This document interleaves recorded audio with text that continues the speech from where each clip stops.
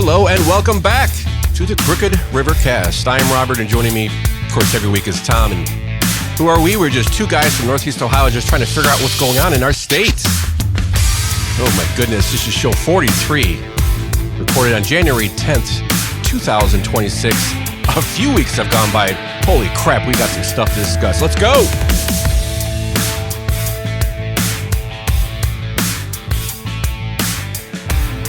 In the morning, Tom.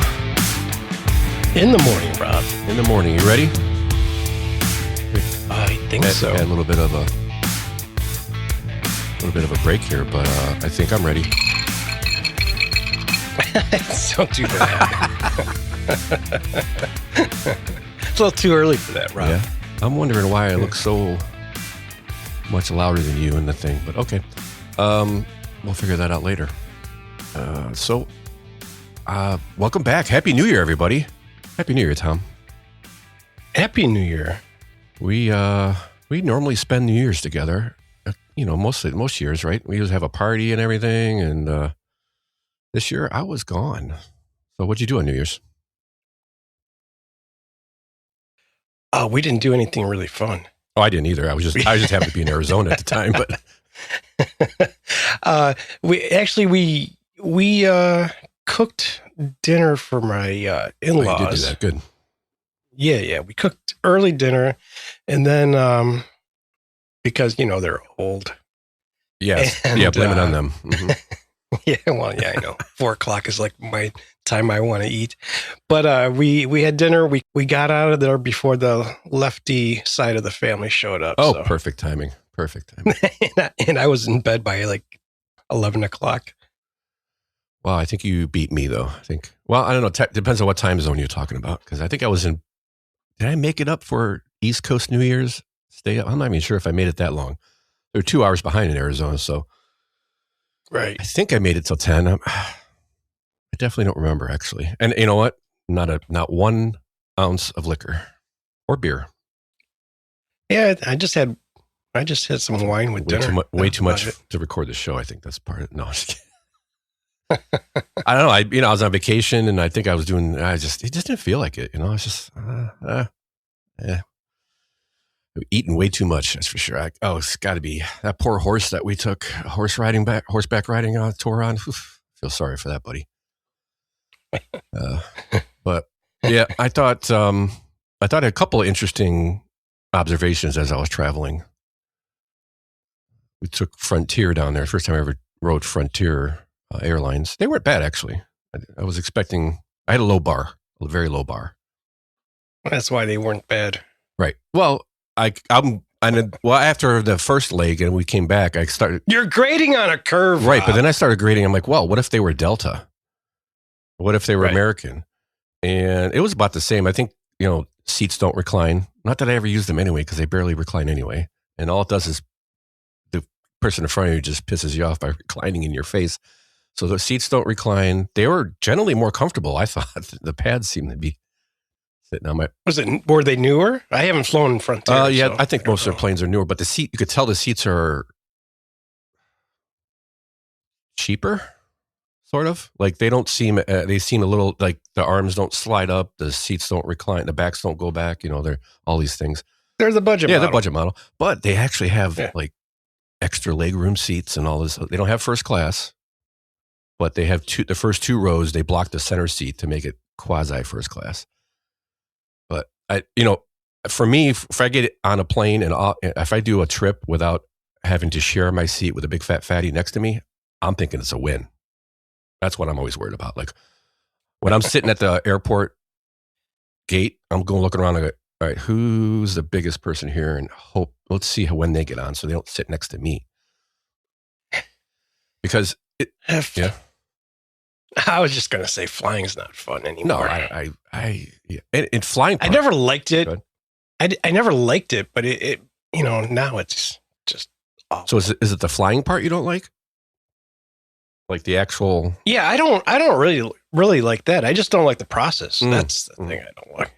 That's why I tell everybody I don't like flying. They're like, "Oh, you're scared of flying?" No, the flying part doesn't bother me. I mean, I'd like to actually be flying the plane, but besides that, well, yeah. I don't I don't care for it, but it doesn't scare me. It's just, whatever. I just not being in control. Sit there and go, I'm in a cylinder here. Tube. With wings. Very thin tube, pressurized tube. It's really the people and the process. And speaking of the process, I wasn't even going to bring this up, but it just dawned on me. We get through, and this is not the first time my kids have taken a plane. It's probably the first time in, a couple of years maybe. So my oldest daughter's a little older now. So we get through, in Cleveland, we get through TSA. And here I'm putting my belt back on, trying to get my watch on and all this stuff as I'm waiting for them to come out. And she comes out, walks right up to me and goes, "Dad, I hate the TSA." Your older one? And inside I went, yeah. And I was like, hold. I was like, what? She goes, "Oh, this is so still. Why I have to take my shoe?" I go, I understand. I thought the shoe thing ended. And here's a pro tip. Depends on the machine. So there's a machine that there's a small, more rounded machine that you have to take your shoes. Take your shoes off, but take your laptop out. And iPads you have to take out, or I think iPads and laptops, maybe just laptops. And then at Cleveland they have one of each at most gates, I think, or at most checkpoints. And then there's another one that says like Smith detection on it. It's a little bit bigger, more squared off. That one, you don't have to take your laptop out of your bag. But you don't have to take your shoes off as long as you go into that super scanner thing that swirls around you, takes your picture of you like basically naked. Then you don't take your shoes off. So this is So I'm like, okay, I get it. I don't disagree with you at all. I go, but just remember one thing. She's like, what? I go, always be nice to the TSA agent because they can make your life hell for about 10, 15 minutes or just long enough to miss your flight. I said, just keep that in mind. They're doing a job. Yeah. And to be honest with you, I wouldn't want that job, and they don't get paid much. Rummaging through people's crap all day long. That's Yeah. Have they stopped terrorist attack yet? No. But usually what they find is about 90% of the tests that when they test the system or something like it's like 3/4 of when they do a test like that. When they send somebody through, they usually get right through. Yeah. And maybe here's all I know is they got my $40 pocket knife. Well, you know what? Speaking of that, yes.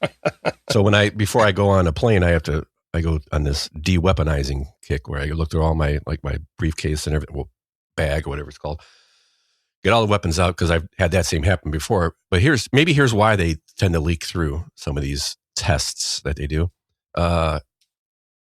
Going to Cleveland, I made through TSA check with my carry-on, which has all my bathroom goods in it, toothpaste, all the other stuff. Going back from Arizona, going through TSA, going through the checkpoint, my carry-on luggage suitcase gets flagged to be pulled aside. I was like, okay, it happens every once in a while. So he starts going through it, and he goes, "What?" And he pulls out the little bathroom, the little man bag I have for my bathroom stuff, I guess you call it. And he goes, "You got toothpaste in here?" And I was like, or lotion. When he grabs it, I go, "Oh, it's probably the lotion I got in there." I just realized it's, He goes, "Oh, yeah. Yeah. So you want to check your bag?" I'm like, "No, throw it away." He goes, "Well, the toothpaste is kind of a little bit, but I'll let it slide." I said, I flew here with that in my bag, used it, so took some out and flew back.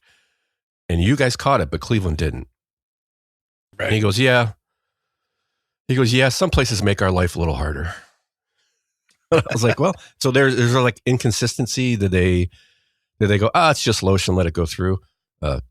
Maybe I may be actually accidentally giving somebody an idea, but I don't know. I think, and it's the same here. And here's where I was going to touch it. It's the same traveling with a gun. You ever flown with a gun? I haven't. No. So in case you haven't, or you haven't, for listeners, in case they haven't either, this process is not that difficult. You have to check a bag. You cannot carry it on, obviously, because, what's going to go? Who knows what might happen? So you have to check a bag. So you go up to the ticket counter and say, "I got to check a bag and I have to declare a firearm." And in Cleveland, they go, if they don't give you attitude like they did me a couple years ago, they go, "Okay, here, is it properly secured in a lockbox? Yes. And they say, is blah, blah, blah. I say yes. And they have you fill out this card, check box. Then I'm the only one with a code, blah, blah, blah. Check a couple things. You sign it. You put the card in the box, buy the gun case, and then they send it through. In Arizona, and I knew this because this is many times I've gone to see my dad.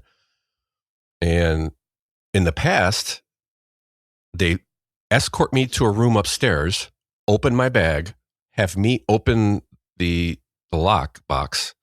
They inspect the firearm, lock it back up, and then the bag gets put on the plane. Why the difference?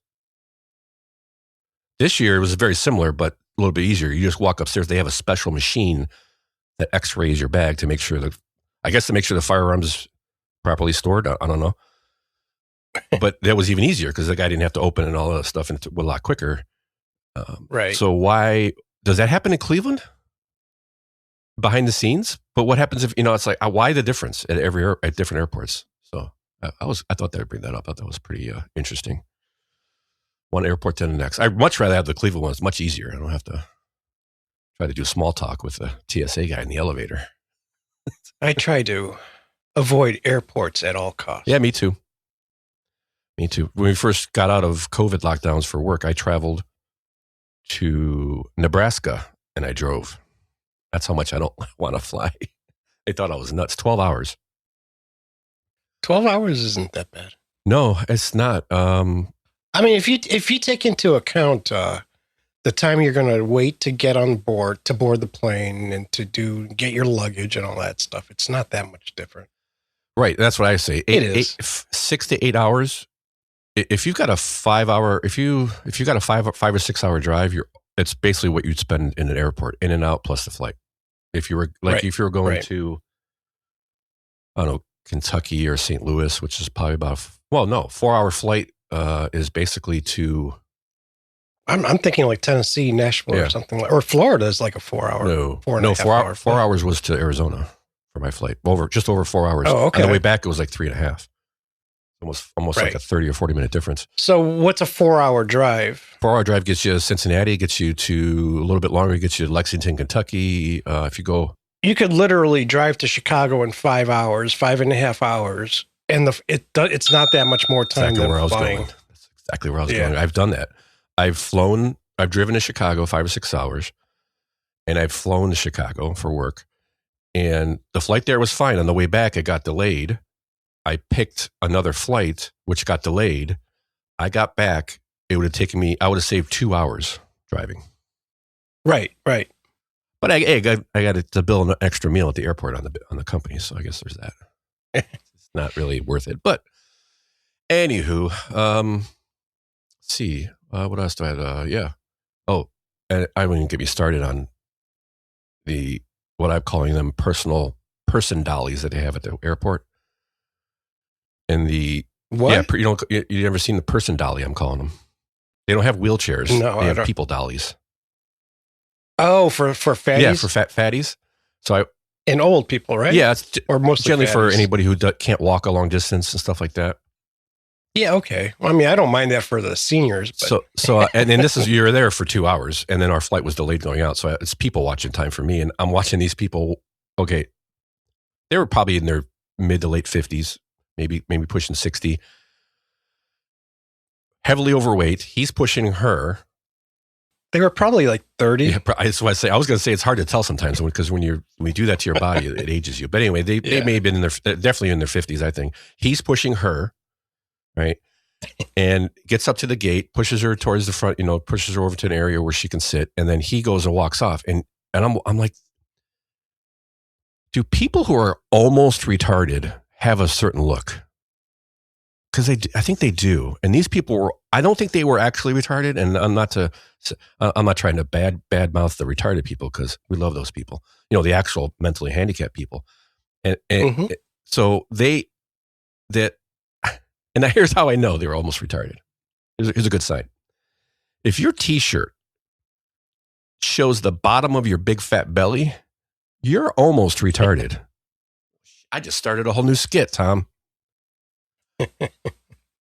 So So he walks away. I'm half retard and half human. Yeah. And he walks away. He's pigeon-toed, stumbling over through the airport, walking like a retard, but I don't know what that means. He's walking like he's barely, with his arms kind of, because he's so fat. So then what he was doing was going to get another people dolly to push over so he could sit in it. Why? Just did that. Why is he doing that? Well, he couldn't fit in the other seat? No, that's so they can get on the plane first. Well, that's not so retarded then. Yeah, no, actually, good point. Good point. They actually had put some thought into it, but not into their dress or how much they eat or anything else. Just how fast can we get on the freaking plane? Monsters. Well, he probably wants to get his wife on the plane so they don't have to fight. They're huge, right? They were not that big. No, they were not. They were not like need a. They weren't even to the. I don't think they would even. Well, he might have needed a seatbelt extension because he had a big gut, but I don't think she would have. She probably would have spilled over into the seat. But those seats are small, so I don't. No, here's. Oh, they're just playing the system. Yes, because here's okay. I almost forgot to mention this. During all this, she gets up and walks to the bathroom. And she walked better than he did. So as they're getting on, I'm like, oh, your sister was not happy with me. As they're getting on, I'm like, oh, man, that's a great scam. She's like, what are you talking about? And I'm purposely talking loud. I'm like, that's a great scam. She's like, what are you talking about? I'm like, next time, can you push me up to the gate? And that way we can get on first. And she's going, stop it. I'm like, no, here's the thing. If you don't shame them, if you don't publicly shame them, this is why people do it. Because they know nobody's going to say anything. Nobody's going to give them any grief about it. Definitely not the gate agent. Because then, there's hope. But what made it all better was they get off the plane last. So they didn't think it all the way through. Because I'd much rather get off the plane first than last. That's like they were after a 4-hour flight. Get me off this thing. No. Anyway, so that was good. That's why I start up my car and drive to wherever I need to go. Arizona's a bit too far even for me. It's too far for a week-long trip. If I was going to stay there for a couple of weeks, I'd drive. I'd stop at I drove to California in 48 hours. Stopping not many stops. Like you stopped to sleep. No, you stopped one time to sleep. Actually, it might have been 36 hours now that I think of it. So when I moved to LA, my father drove with me. He drove. I'm trying to think. We slept in. Shoot, I think we slept in Texas. Oh, I forget now. That's a long time. Leg. Oh, the longest drive I did by myself was from Houston to home, Cleveland. And that was 22 hours, if I remember right. That was a hell of a drive. Yeah, I'm trying to I think we've thought about driving to Arizona. I think we might do it one day. Excuse me, but you need... Well, there's plenty of things to stop and see. I mean, if you're going to make you need a week to drive down, or you need 3 or 4 days to drive down and 3 or 4 days to drive back. Well, drive back, you need 2 days. Well, I guess. If you don't want to stop. On how hard you don't want to stop on the way back. How hard you're pushing it, Yeah, it's 24. It just depends if you want to see things. Yeah, it's 24 hours. Because I love Texas. Planning your route, you could plan a pretty cool road trip. Yeah, I think maybe we just do the Cannonball Run. It's just hard to do that if you're there for 6 days or whatever. You can't. It's just you're driving for 3 days, 2.5 days, and then you're driving back. You're driving for 5 days. Because it's 24. It's like 24 or 26 hours running around there. Something. Maybe it's a little bit less, but like the one thing I still want to do with my wife, and it's just, we just got to do it. But just to do, take 4 weeks and drive, tour the U.S. Yeah. Yeah. I really, that is like one, and not retirement. I'd like to do that, soon. I'd like to get on 80, just head west. and just hit, go south or, something like that when you get far enough. There's a couple different ways you could do it. I mean, you could head towards Chicago and then move your way up to South Dakota, North Dakota, hit the Devil's Tower and Mount Rushmore, and then awesome. Yeah, I love it.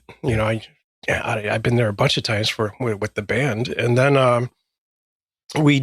then I would like to hit. You could head down to. You could do this. Go down to Yellowstone and spend a few days in Yellowstone, especially if you're into photography. It would be anything amazing. Nature. Yeah, it's beautiful. Yeah. Anything you're into, like with nature, or you could just go through Montana and head towards Seattle. But nowadays, I don't know if I would want to do that. But that Pacific Coast is beautiful, and the Pacific Coast Highway 1. Just take that all the way to LA. It's just a tremendous drive. It's beautiful. Like I said, Cannonball Run sounds like they still do the Cannonball Run. People are still doing it. Yeah. I just watched somebody do it. Give me a car and try to do it with electric. Give me money. They're trying to do it with an electric. Beat the electric record now. Oh, really? The electric record can't compete with the gas record because of all the charging they have to do. Not much sightseeing when you're doing that. No, it's you're looking for cops and that's about it. But it's they're still doing it every once in a while. Everybody's trying to do it, and now the big thing is how fast can you do it in an electric car. So I watched somebody try to do a Rivian where they just try to pack the bed with batteries and all this other stuff. It's so complicated. They've tried twice and haven't been able to do it yet. So, and not because it's just because of the battery charging and all this. Oh crap. I won't go on that rant, but charging your car batteries sucks. So by the way, it still sucks. This was the rat hole I got down one day. Anyway, way too much crap for us to keep droning on about our personal lives. Because, wow. We take 2 weeks off and it's like, oh my gosh, the hell? What just happened? It was funny because you're in Arizona and I'm like watching the news unfold. And I'm like, really? Around Christmas? Right. Around New Year's and all that? And it's like, oh my gosh, okay. Wow. So one of the first things was, I think, Venezuela, right? Like, I'm watching on the news early on. We took another tanker, and then I wake up one day, or I don't know, pulled up my phone. I don't remember. I think it was in the morning I saw it, and I was like, wait, what? What did we do? That was New Year's Day, or Christmas Day. Wasn't it? That was Christmas Day or Christmas Eve. Well, they think they did on Christmas Eve. It came out, yes. Because I went to my dad's house and I was like, we were talking about, nonchalant. Oh, yeah. So what's going on? Well, I was a little surprised this morning. He just starts laughing. He goes, yeah. What? No king! No. Free Maduro! Well, that's funny that you say that, Tom. But I thought maybe we'd get into, our thoughts on the matter and what and why a little bit. Or we can start with this. You want to start with my clip from this? Let's start with the clip because I'm thinking, wow, Maduro. Huh. He's kind of a bad guy, huh? No, apparently not. There's Maduro for president. Would you trade Trump for Maduro? Yeah. I mean, I think Trump. I think Maduro was democratically elected. Probably, yeah, sure. More than likely, yes, of course. If there's a Nicolas Maduro out here who's going to bring us to revolution, I will support that movement. I would rather have a bus driver in charge than a billionaire. Okay, let's put it that way. The last one is Nicolas best. Maduro could come and be our president. Yeah. Oh, any day. Any day. Look, all the check marks are there. He's not white. Okay, he's a minority. Okay, but he looks a little too much like Saddam Hussein, though. The guy was kidding, right? I don't think so. No, man. You know what? I was concerned about the Somali IQ average, and this concerns me more. I think. Gosh, that last one. Oh, he checks all the boxes, but he looks a little too much like Saddam Hussein to me. No, if you saw He's not did white. you see that video at all? Did you see that before? Okay. No, I didn't. No. I don't think he was joking. He looked like a really old hippie homeless guy actually looked like to me, which is, I was like, oh, that makes sense for the left. For a homeless guy. I don't know. Those clips sound good to you?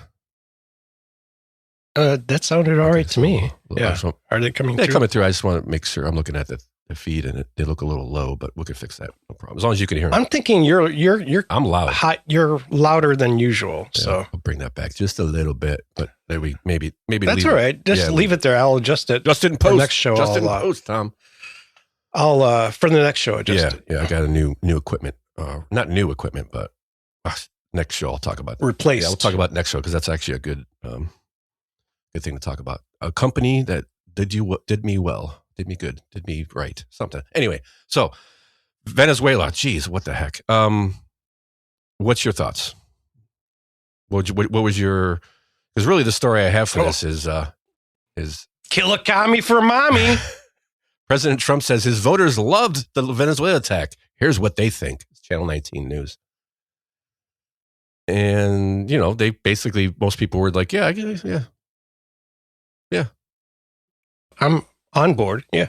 I'm good. As long as it doesn't turn into some kind of weird forever thing. I was a little skeptical I'm not a big fan of let's go in and just take somebody out. But when you look at the case, in this particular case, if you look at the situation with a rational and objective mind, if we'd taken care of this about 10 years ago, it wouldn't have gotten to this point.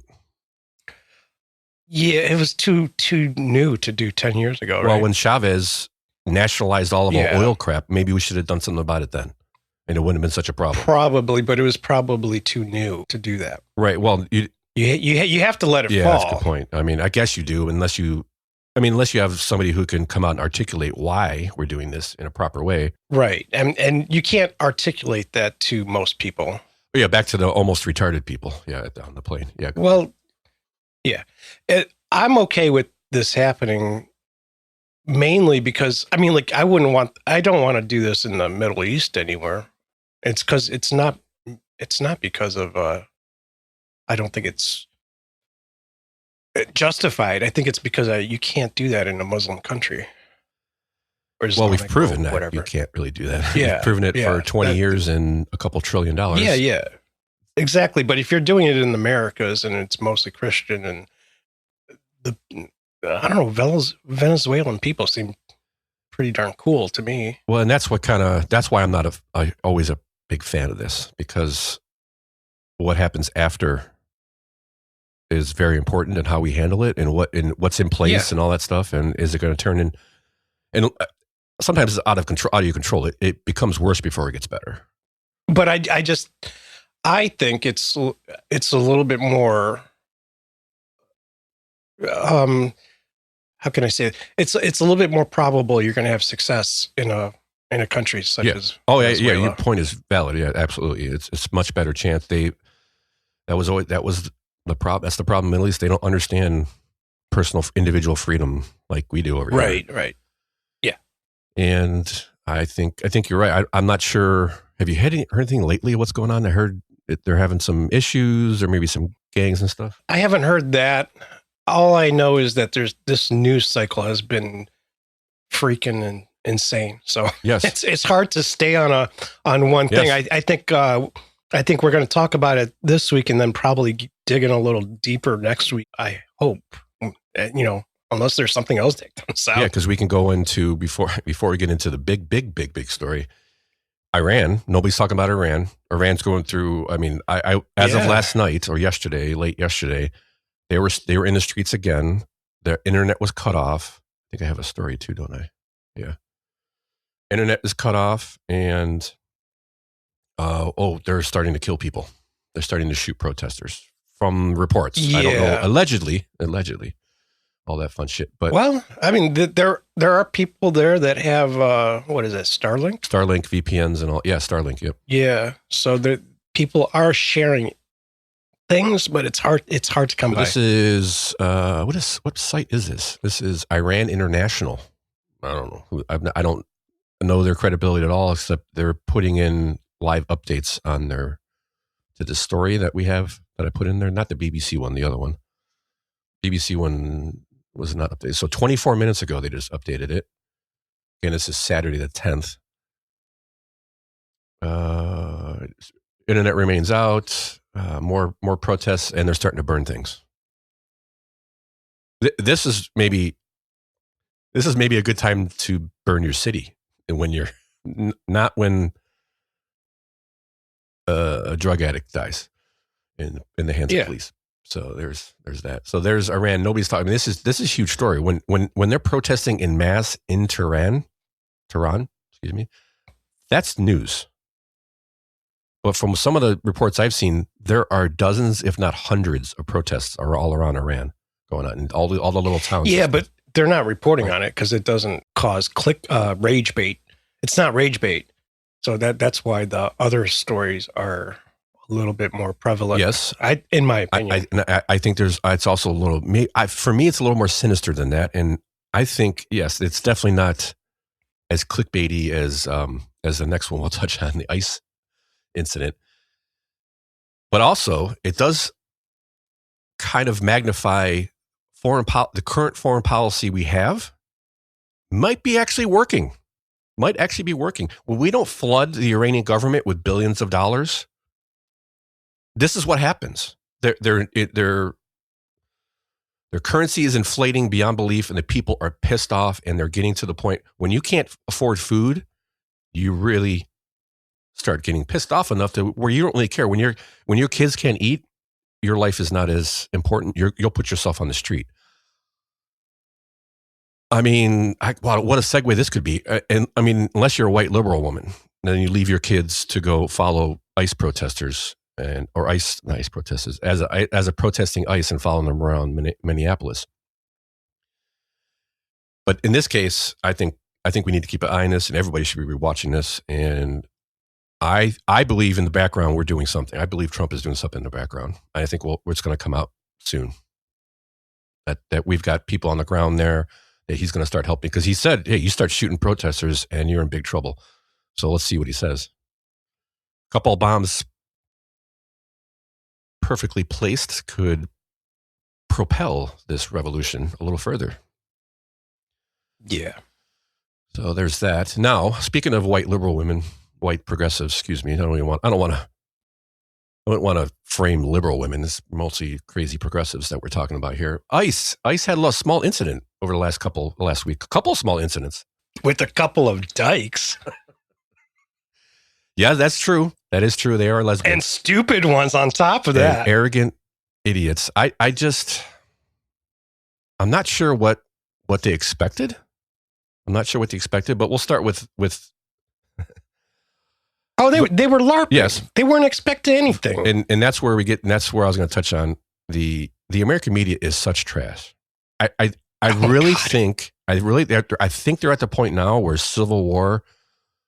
they think Civil War will increase their clicks. And JD Vance is not having it. He was quite pissed. Did you hear his press conference? He stepped into the press briefing room, took over the podium. Did you hear his? Let's take it, because he's not happy. So here you go. JD Vance, this is a couple days ago. When I was actually walking out here, somebody sent me a photo of a CNN headline about what happened in Minneapolis. And this is the headline. I'm just going to read it. Outrage after ICE officer kills U.S. citizen in Minneapolis. Well, that's one way to put it, and that is the way that many people in the corporate media have put this attack over the last 24 hours. And I say attack very, very intentionally, because this was an attack on federal law enforcement. This was an attack on law and order. This was an attack on the American people. The way that the media, by and large, has reported this story has been an absolute disgrace, and it puts our law enforcement officers at risk every single day. What that headline leaves out is the fact that very ICE officer nearly had his life ended, dragged by a car 6 months ago, 33 stitches in his leg. So you think maybe he's a little bit sensitive about somebody ramming him with an automobile? What that headline leaves out is that woman was there to interfere with a legitimate law enforcement operation in the United States of America. What that headline leaves out is that woman is part of a broader left-wing network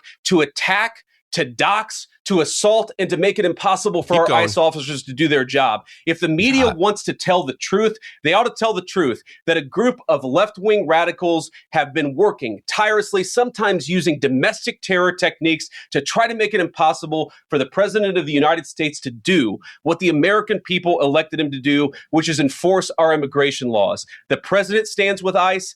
I stand with ICE. We stand with all of our law enforcement officers. And part of that is recognizing that you people in the media, not everybody in this room, but many people in this room have been lying about this attack. She was trying to ram this guy with her car. He shot back. He defended himself. He's already been seriously wounded in law enforcement operations before. And everybody who's been repeating the lie that this is some innocent woman who was out for a drive in Minneapolis when a law enforcement officer shot at her, you should be ashamed of yourselves. Every single one. Give me a hell yeah. Hell yeah.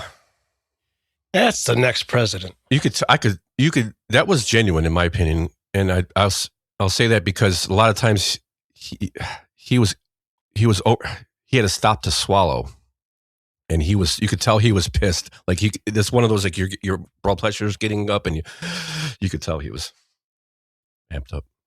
I've seen him get pretty fired up before. Yeah, it's genuine, and he's great at it. I think he's going to be the next president. I mean, he has a really but good chance. Rubio needs a break, so he might be the next president. Rubio needs a break. He's just got. He's so working much so stuff damn going hard. on. Maybe he doesn't want to break. He's one of those guys. He just wants to work, and he's doing outstanding. I'm just kidding because he's so busy that a presidency might be a little easier. Well, vice presidency would be a lot easier because it's usually like a lot of sitting around with their toe. But Vance has been, man. They talk about it on No Agenda. He's a great translator for the president. There's other parts of that where he's taking on questions. And he's masterful at explaining the finer points of what the president's policies are. Yeah. He's great at that. He's perfect for that. And yes, it's perfect that he used to be not a fan of Trump because, I respect that because neither was I. So, so I think the media is horrible. I think the government of Minneapolis, nobody's tamping down the rhetoric. Nobody. They're amping the rhetoric. So let's pull away from Minneapolis. What are some law enforcement saying? I kind of got sucked in the rat hole on X, and I got a couple clips. Here's a couple. Let's show a little bit of a difference in cities and regions of where you go, and kind of what the reaction to this incident is. So, as everybody's probably seen, I guess we'll start here. Maybe before I hit the clips, everybody's probably seen the videos of the protests, the stalking of the ICE agents in Minneapolis, and what happened. I mean, he got run over. He got hit. If there was no ICE, I'm watching Tim Pool. I think he's got a good point. If there was no ICE on the road, he would have been run over. Or at least more severely injured. Did you see the footage that came out yesterday? Footage, yep. Yeah. He definitely got hit. I mean, and when you watch it in slow motion, he would have been run over, or I don't know about run over. See, I'm not convinced she was trying to run him over. I'm thinking she's a woman, which makes her a bad driver, and she was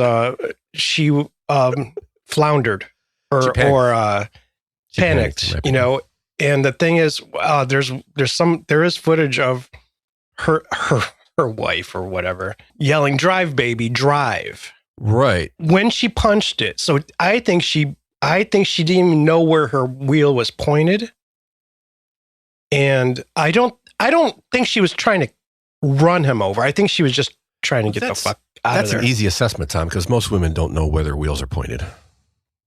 Yeah. No, you're right. I'm just saying, like, I think there's a little, I think there's a little bit of blame to go on, a lot of blame to go on the liberal left, the far left side, but there's a little bit of blame too. I don't think she was really trying to run him over. I think I'm not defending her. No. I mean, she was LARPing and it was a FAFO moment. But when you're told by every outlet, every influencer that you watch, that they are the Gestapo, they are Nazis, they want to kill you, and then the guy walks up to your car to pull you out, you're going to start panicking. But I think my question is, after I saw the cell phone video, her girlfriend, whatever, I don't think they're actually married, but whatever, de facto wife, her wife sees her, I guess. Right. The wife. And they're not even from Minneapolis. They just moved there. Oh, they moved or came there or did something. Did they move there or were there for the... Yeah, I think you're right. At first I thought they had said we had just moved here. We don't have anybody. Like she was there was somebody to call to help, like something to that effect, that we don't have anybody here. We just got here or something. So you might be, I don't know. Regardless, they're not really from the area. Even if they did move there, They just moved there like very recently. But I think you might be right. I think they just came. I think they were there to LARP and a live action role playing for the people that don't know what that is. But they were there to LARP and they were just like, it wasn't even a protest. They were just trying They were following them around, and the vehicle got stuck. And as other ICE agents pulled up to try to help, then the protesters got out of the car. They started filming, and the LARPers. The question I have is, the wife is grabbing the door to try to open it, and it's locked. And she's saying, was it locked? I thought she opened it for a second and closed it. I had to watch it again, maybe. But she grabs the handle and says, "Drive, baby, drive." Right. And then she hits the gas. Like the chick's not even in the car yet. I don't think the door even opened. But she's not. Regardless, she wasn't in the car. She wasn't even close to in the car. And all she heard was "Drive, baby, drive." So she slams on the gas. Yep. Exactly. Why though? Okay, drive, baby, drive. When I get in the car.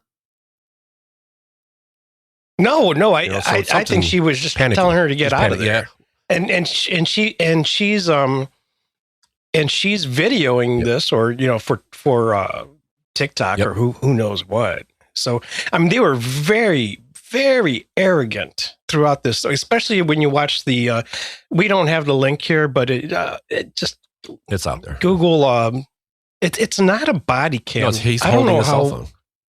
Is he holding it? Watch the other videos that came out. How did he shoot and hold it? He gets hit, and I think he drops it as she hits him, and he pulls his gun out and shoots that quick.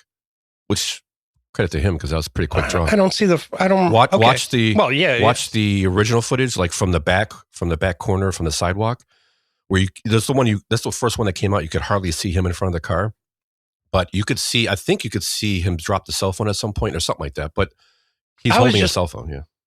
I was thinking he had some kind of body, maybe pouch or something that he attaches to him to hold the hold the camera. Yeah. Okay. I think he's hand holding a cell phone because he's trying to. Why don't they have body cams? Good question. Because that's what I originally thought it was, and I was like, "Damn, that's good footage for a body cam." But because you say she's like, "We're filming too. We're filming. We're not going to switch our thing." Right. And he's looking. He's gathering evidence because they're about to arrest him. Right. Okay. And so let's, and then of course the mayor comes out and says, "Get the F out of Minneapolis." Tim Walz comes out and says, I actually call him Harry Balls. No, that's only when Harris is involved. Okay. And I can't, dang it. So Walz comes out and says, I'm mobilizing the National Guard. For what? Could you explain why? Is it because you're expecting to have protests, or are you going to spin up the National Guard to do what? And the other thing that I think people should really pay attention to, as far as national stuff goes, watch the media start to astroturf this Frey guy.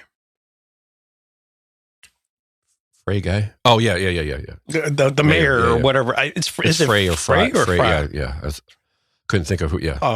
The guy that's the guy who was. Remember, if nobody remembers, if you haven't seen the footage, because people keep bringing it back up, he was the one crying, bawling in front of George Floyd's casket at her funeral. I think he's literally one of the only white people invited to this thing. Maybe I'm sure I'm wrong, but only a few ones I saw. But he's bawling, of course, with his mask on for George Floyd, dancing with Somalians. Look at their state flag. Have you seen their state flag? It highly resembles the Somali flag. Same color, similar star. Yep. So I get caught up in this little thing on X, and it all started with what I'm affectionately calling Sheriff McFaddy. But I think, and I want to play a couple of these clips, and this one's a little bit long. We could start and stop it, or we could cut it off anytime. But I couldn't clip it because it was just too much there. And I think I may need your help on this first one, but I want to show a couple different regions, and how do these sheriffs and law enforcement react? How do they react to this? And here's one, again, please, right at the beginning, first of all, she's very brave, you can tell, because she comes out to applause. But I may need help figuring out what city she's from, because I couldn't quite understand. I Googled it, but I couldn't find it. Maybe you can help. Here you go. This is Sheriff McFaddy. Very brave. Very brave. Good afternoon. I'm Rochelle Bilal, the sheriff for the city and county of Philadelphia. And I say her name, Renee Good. Renee Good. Renee Good. Careful. Renee Good. Whoa, that sounds racist. This should not have happened, but we're here today. Let know that law enforcement professionals, real ones, not the fake made up ICE, probably Trump's new army to attack citizens of the United States. Did you hear what I said? We did, but we couldn't understand. No law enforcement professional wears a mask. None. None. Those that come into our communities wearing a mask to commit crime, thank God for our district attorney, Larry Krasner, who said he's going to lock them up. And I'm saying now, we are not going to whisk you away for them to hide your identity. Because when you do it there, you're getting arrested there. No whisk away. No whisk. For them to hide you. None of that here. None of that here. None of that. Law enforcement professionals do not shoot at She's a sheriff. Moving vehicles. Listen. I'm not saying fleeing because she wasn't fleeing. She was getting out of the way. Law enforcement professionals do not stand in front of moving vehicles invoking an action that is illegal. It wasn't moving. No, we don't. And so we stand here today with all those who stand against the made up fake, what you can call ICE, professional law enforcement. I don't call them none of that. I call them made up fake wannabe law enforcement. Because what they do is against not only legal law, but the moral law. Oh, it's against the moral law too. Okay. So I'm with the DA, and we will work with them. If any of them want to come in this city and commit a crime, you will not be able to hide. Nobody will whisk you off. You don't want this smoke. Because we will bring it. Oh, she gonna bring it. Are people laughing? No, they're, girl. And the fake, whatever, they call them. Because I can't say the name, but the criminal in the White House would not be able to keep you from going to jail. So? Renee Good. Renee Good. Should be here today. And to her family, we are saying law enforcement professionals are not the ones here in this city that would do that. So the professionals are not in the city. Is that what you're saying? Mayor McFaddy or Sheriff McFaddy? Oh my God, so many things to say about that. Why is it fake? How is ICE? Is ICE fake? Are they fake? Because I mean, if they were fake, how did this woman get involved in this shooting with them? I just can't say his name, but you just said it 2 seconds earlier. No, she literally can't say his name. Well, she can't say a lot, let alone the city she works for. So that is the sheriff of Philadelphia, not Philadelphia. And she is a disgrace. She is a DEI hire. There's no way in hell that big fat slob was a competent police officer. Sorry, I could be wrong. Please prove me wrong. But why are there so many women sheriffs now? And why are they all fat? Because we could talk about the Cleveland police chief. She's a big fat white woman. Same with the one in Cincinnati. The one in Cincinnati, big fat white woman, right? Yeah, pretty sure. Yeah. Or is it? Or am I thinking of the same one? I may be thinking of the same one. But I know the Cleveland police chief. No, because we didn't pull it. The one in Cincinnati isn't like, she's not huge. She's just thick. Then she's thick. Yeah, she's a little thick. If that's what you want to call it. The one I know that's the one in Cleveland because I just saw some stories about another shooting with the police department and the safety patrol. So yeah, DEI hires. So here you go. So I thought we'd contrast this. You remember Sheriff Grady Judd from old Polk County, Florida? Oh, yeah. This one's shorter, but here's a little clip. He had people had asked him to come out and say something, so he decided, yeah, I'll come out and say something. Here you go. Hello, everyone. Sheriff Grady Judd here. I've been asked by media outlets and several people to comment on the event that occurred in Minneapolis yesterday. Now, let's look at the event. The investigation's not complete. I am giving you context on the video clip that I saw. Law enforcement officers, federal law enforcement officers, ICE agents, were trying to take the occupant of the car out of the vehicle. During this encounter, the vehicle backed up and then drove directly at the ICE agent. That is a deadly weapon, a 2-ton deadly weapon. So what did the occupant expect? They should have expected to be shot when you commit a deadly assault on a law enforcement officer. So let's do this. Let's send out the message loud and clear. And it should start with the mayor, the police chief, the local sheriff, and the governor of Minnesota. Yeah, right. Cooperate with law enforcement officers. Don't resist them. Don't violently resist them. If you do violently resist them, if you do felonious assaults with 2-ton weapons, expect to be shot. Expect to be shot is what Grady Judd said. And I think maybe, they've got some bills in the Ohio legislature about abortion and, watching this video and that video and how the documents we should be putting up in the school. I think we should have a bill that every kid we'll figure out what grade, but maybe high school, probably proper, maybe 8th grade, 9th grade. They should watch what's the comedian's name? The black comedian Rock? Chris Rock. Chris Rock's skit on how not to get your ass beat by the police. That documentary used to be a comedy skit. Now it's actually a documentary, I'm told. Because here's a good way. When they tell you to get out of your car, you're done.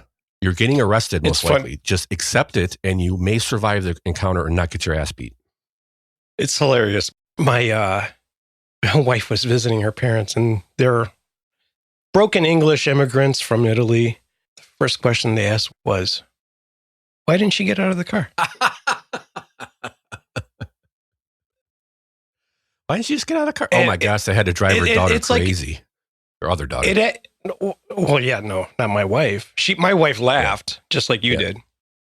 It's like there's more critical thinking in that moment than ever occurs in any, radical left, liberal, whatever you want to call it, woman. It's insane. Or men yes, too. I asked the question on X a couple of times. When they decided to leave their kids, now I think there's some new information. Maybe they actually don't have custody of their kids. I heard this, read a little bit and heard a little bit yesterday or this morning that the wife supposedly has some domestic abuse charges. Maybe they got their kids removed. I'm not sure, but regardless, under the original idea I had was they left their kids behind to go do this. They have 3 kids, right? I've reports where they have 2 or 3 kids. I don't know. I know they said they left. At least one. They had Rachel had kids, or at least one. They said all I heard was that she's a mother. I thought it was 3. But I mean, she's not. She's not. She's not. Well, I guess the question I had is, what did they do with their kids? She gave birth. What did they do with their kids? Did they put them in? Did they put them in a Somali daycare in Minnesota? Just wondering. But they chose protesting over their kids. And the reason I bring this up, because I've been invited to a lot of these type of things, for literally January 6th, I was invited by many people to go with them. And I just said, as much as I wanted to go, I looked at the situation. I'm like, I can't. That's I'm going into a place I can't carry, Washington, D.C. So B, I'm like, that something didn't feel right to me. But this is a similar. I look at it through different lenses, because it's not just me I worry about. So it don't seem that they cared that much about it. And the evidence is they left their kids behind to go stalk ICE agents. They didn't go to an organized protest. They left their kid. They put their kids in somebody else's care, allegedly. I don't know for sure, but to go stalk ICE agents.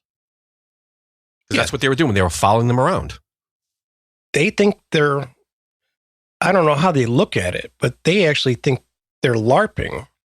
They are LARPing. I don't know what they think they're doing, but they don't think they don't think that there's anything can happen. That's really what they're doing. They're just dumb, right? People, because they're in their bubble and they think that the majority of the world believes in their cause, because that's all they listen to. Because every mainstream media, almost every media outlet, is at least in some ways telling them what they want to hear. Well, I mean, that ICE officers' footage, it just tells you everything about them. They're arrogant, condescending. They really think that they're Nazis. They're better. Well, yeah, they do believe. Yeah. I will give them that. They do believe in what treat a Nazi or somebody like that. Whatever. It's just low IQ, though. It's very low IQ. These people. Yeah, I agree in some ways. But I think very intelligent people can definitely get caught up in it, because you see it all the time on the left. Professors, economists. They're not LARPing. Oh, this part, yeah, but I mean, as far as buying into the narrative. You could buy into the narrative, but I mean, you got to have some sense to not actually go LARPing like Antifa does and stuff like that. Point, That's another level. Yeah, going to a protest is one thing, but following ICE agents around in your car is completely another level. Good point, actually. Yeah, you can not have all the. You think you have all the information, but you don't have it. Doesn't really make you low IQ. It just makes you don't have the knowledge that you need to critically think about this. I guess there is something there. Like, I don't know if it's a low IQ thing, but it's some of those people don't really critically think. They don't have any street smarts. It would be part of why I look right. Okay, that's one way to look at it. It's not a bad way. But these people that are actually going on the streets and doing this is another level of dumb. I got one more. I want to contrast those 2 clips with another one. So this one is Larry Snelling, the superintendent of the Chicago PD. You got any guess on where he's going to land? Let's find out. Say that again? This next clip. This is Larry Snelling. From Chicago. Superintendent of the Chicago Police Department. Well, that's obvious. Okay. I hope. Well, I hope I'm wrong. Federal agents, ICE, HSI, are officers. They are agents of law enforcement. Mm-hmm. Nice. If you box them in with vehicles, it is reasonable for them to believe that they are being ambushed and that this could end in a deadly situation. And it's reasonable for them to use force based on those conditions. Do not box in any law enforcement officer. You are breaking the law when you do that. Yep. And you are putting yourself in danger. What else? Following law enforcement agents around. The question is why? Why? What do you plan on doing? It's also reasonable for them to believe that you're eventually going to do harm to them. Yes, I was surprised by that too. Yeah, that's good to hear. I think in contrast with his mayor, I'm sure, in Chicago. Yeah, so good on them. But I mean, they're the ones on the front lines dealing with these crazy people. So true. You would think, you would hope, but so is Sheriff McFaddy. To her point. So if, man, please, I want Antifa in Philly and see what she does. Because she said specifically, if you come into Philly to do a crime, masked to do a crime. Now, she was speaking to ICE. But it's okay for Antifa to do it. It's okay for these protesters to put masks on. Let's see what happens if that happens in your city. I mean, if I'm Trump, I'm like, how many agents we got? You got any extra agents? Can we send them over to Philly? Come on, peel a few from here and there. Let's send some to Philly. Make sure they got masks on. I mean, it sounds like a challenge. I don't. Let's just get this over with already, Tom. Let's just get this over with already. I don't want this to escalate, but I don't know how we can coexist with people like Sheriff McFaddy. You can't. I know what civil war means, you know.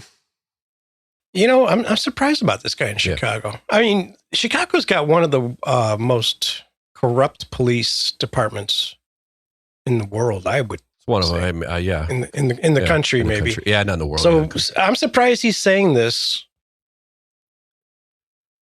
Yeah, I don't know. Maybe things are straightening out with the police department there. I don't know. It's not the Civil War that's frustrating me. It's all this waiting. I just wanted to. Well, I don't going. Actually. I know what it means. I mean, I talked like this to some of my friends. They're like, "Well, you don't know what Civil War means." No, I know what it means. It means our lovely lifestyle that we all have, no matter where you are, what social economic standard you are in America. You are rich, and you've got it good, and you were born at the best time in the world it's ever been. It's never been better than right now for all the problems we have. So I know what Civil War means. It means all that shit goes away. But what I don't want, why would I leave this crap for my kids? Let's get it out of the way. Let's get it out of the way. I don't want it. I really don't. I'm half being facetious, but it kind of pisses me off that as I get older and we don't handle these situations, we got to keep coexisting with these crazy people who we're both watching the same screen and seeing two different movies. Well, I think we've taken the first step. Yes, it's to eradicating it. And it's moving in the right direction. It's not something that happens overnight. That's all. And I do a lot of what's happened over the last year has pulled me away from the black pills, but I keep grabbing them and shoveling them in by the handful. Well, it's hard. It's hard not to. Right. But I really look at it. I go, well, shoot, I'm going to leave this ever increasing snowball for my kids to fight. No, I want to do it. I want to do it, but I don't want to actually do it. But if it's going to happen, let it be on our watch and not the next generation. A large snowball doesn't melt away quick. Wow. That was awesome. Wow. That was great. That was one of the dumbest things I've ever said. It is. It's one of the last things to go when you got the big snowball in your yard. Then well, right. You make a snowman. There's no snow on the ground, and there's a couple of balls, blobs of snow, snowy balls, ice, basically. Snowy balls. So yeah, and on to that. So that was my question. Let me try to segue again into the next thing, which is, did they leave their kids in a Somali daycare? Just wondering when they went to LARP on the. Nobody wants to answer the question. I don't know. They must not know. Speaking of Somali daycares, that was the next explosion. Like a few days later, or this is before the ICE. This all popped. Trump is a felon. He's a fraudster. Somali fraud is just propaganda. Good point. Yes.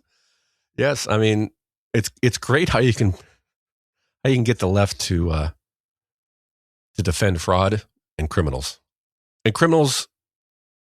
that came here illegally and are temporary protective status.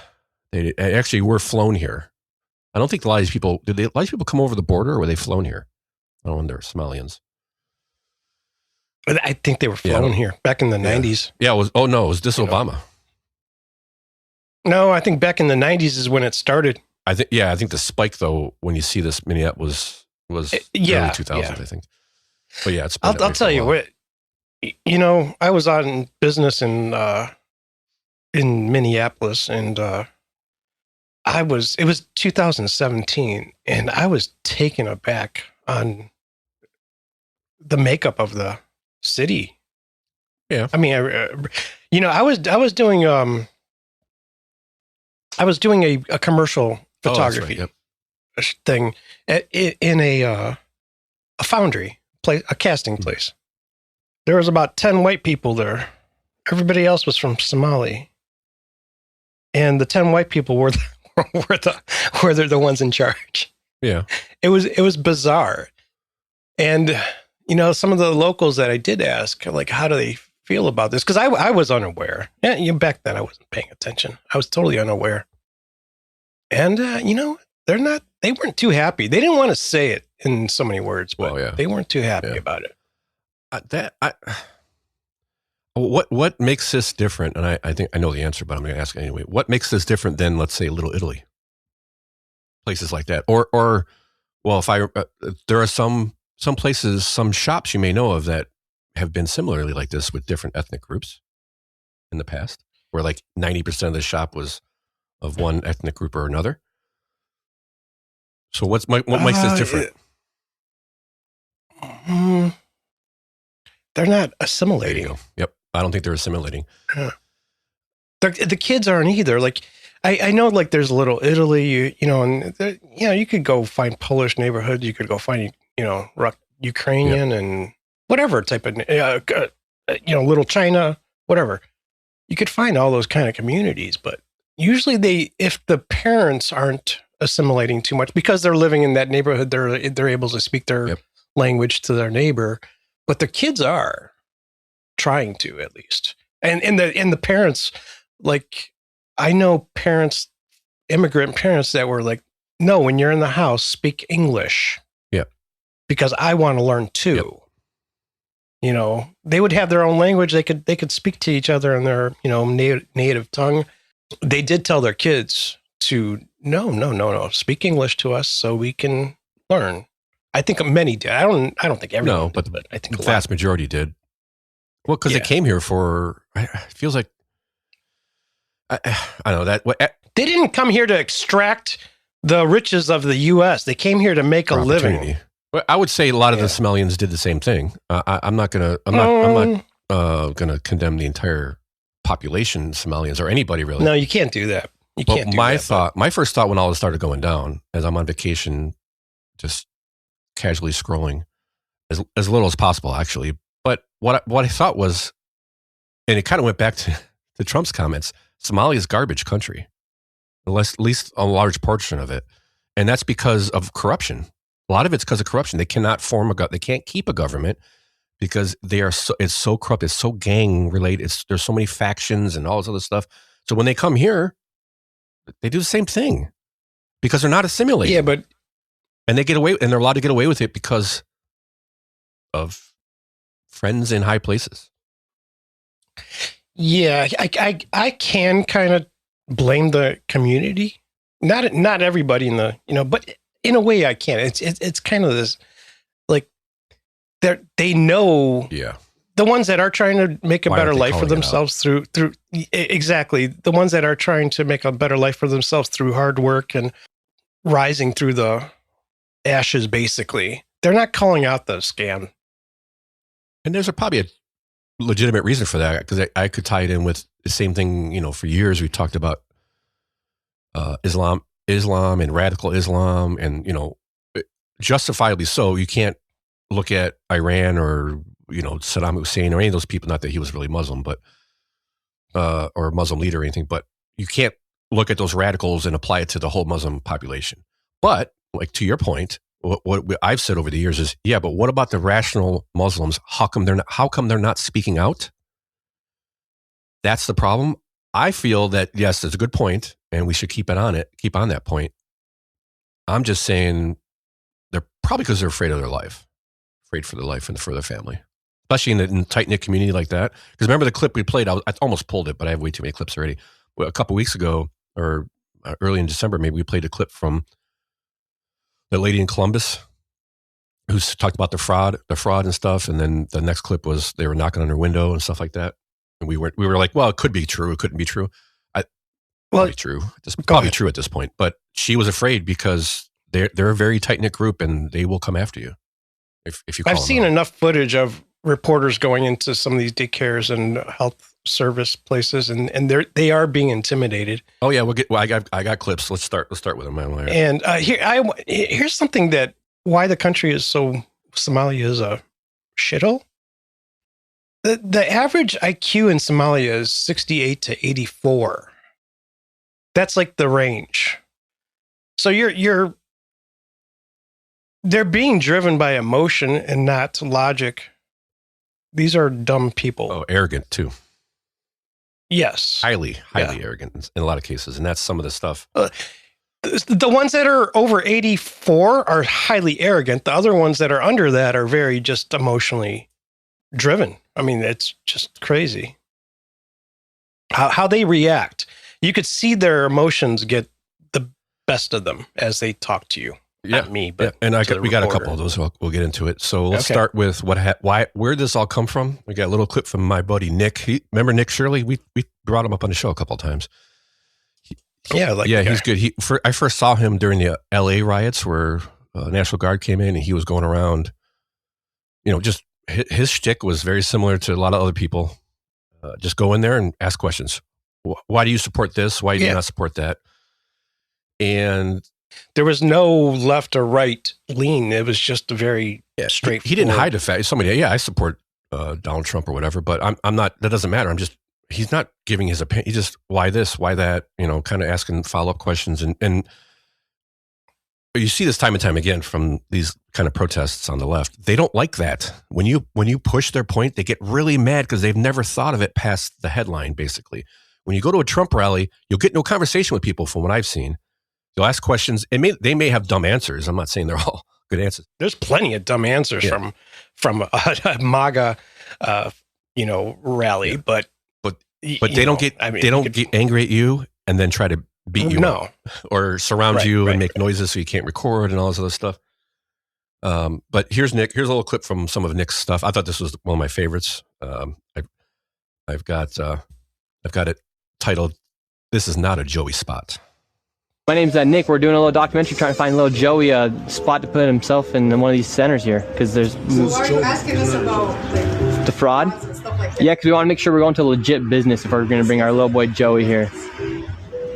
This is not a Joey spot. But that's our number on you. But this is we can't let you guys see. So. Okay, thank you. So once again, little Joey, he can't even go to daycare, and now they won't even accept him if he has autism. Poor Joey. And again, no kids. Couldn't tell you how many kids they serve. After being able to provide no evidence of them actually being an autism center in a place where a child could go, they shut the door and we headed to the next fraudulent daycare center that was just around the corner. So I thought, wow, that's how kind of this all started. And he went to it. Basically, he put out, I forget why, he put out a tweet about fraud or something like that.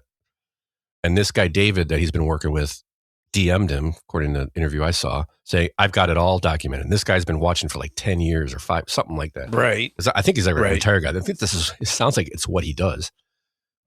There's I don't know if you probably didn't catch it, but Sean Ryan does an interview with Nick Shirley. He's not a brilliant guy or anything like that. I think he's just a good guy doing, some good reporting. And he's young, so he's still a little naive about things. But he's learning. He's learning. Yes, and he people that are interested in this should check out that interview because it gives you a good perspective of what he's doing. I did see a couple of at least clips from interviews where he was explaining it. So I don't know. I don't think it was that one though. But So he goes on and exposes all this stuff, and people are flipping out. Again, the media. So they, and here's, I guess we'll get into our media, because then it started rolling over into Ohio. And because why? And this, we'll say this in the next clip. Well, everybody started realizing that Columbus has the second largest Somalian population in the country. So everybody went, let's check out Columbus. And let's see what, this is a clip from News Channel 5. Our friend Morgan. Oh, Morgan, you really disappointed me in this one. At some point, she kind of sounds like a jealous little twat, but let's you make a decision. It's a story taking over social media. Online outrage from Republicans over alleged daycare fraud in Minnesota and now in Columbus, Ohio, scrutinizing the state's Somali community. The Somalians are ripping off our country. But Governor Mike Dewine is pushing back against it, holding a press conference to dispute the viral claims. We are as vigilant as we can about fraud. Right-wing social media accounts have alleged that Somali-owned daycare centers in Columbus have been receiving public dollars without providing services to kids. This led Dayton area Republican Tom Young and 40 state lawmakers to send a letter to DeWine's administration, urging it to investigate. Morgan, we have every right to ask any question in regards to how taxpayers' dollars are spent. DeWine explains that the state has extensive steps to prevent fraud, like paying by attendance of children, not the initial enrollment number, audits, and surprise visits. Does fraud occur? Yes, fraud occurs. Our job is to do everything we can. No fraud is acceptable. I would hope that the governor provides data that's legitimate. Still, some citizen investigators have claimed fraud since they're being denied entry when trying to film inside a daycare center. Jealous. So there shouldn't be a shock when you see something on social media and someone is going, I can't get into this place. No one will let me in. Well, hell no. No one should let them in. You're a twat, to protect the children in these daycare centers. Ohio requires facilities to have safety and security plans in place. So what is the connection between Minnesota and Ohio? Well, census data shows that after Minneapolis, Columbus has the second largest Somali population in the country. Do you see these claims as being from anti-Somali sentiment? Well, look, the vast majority of Somalians have been here for a long time.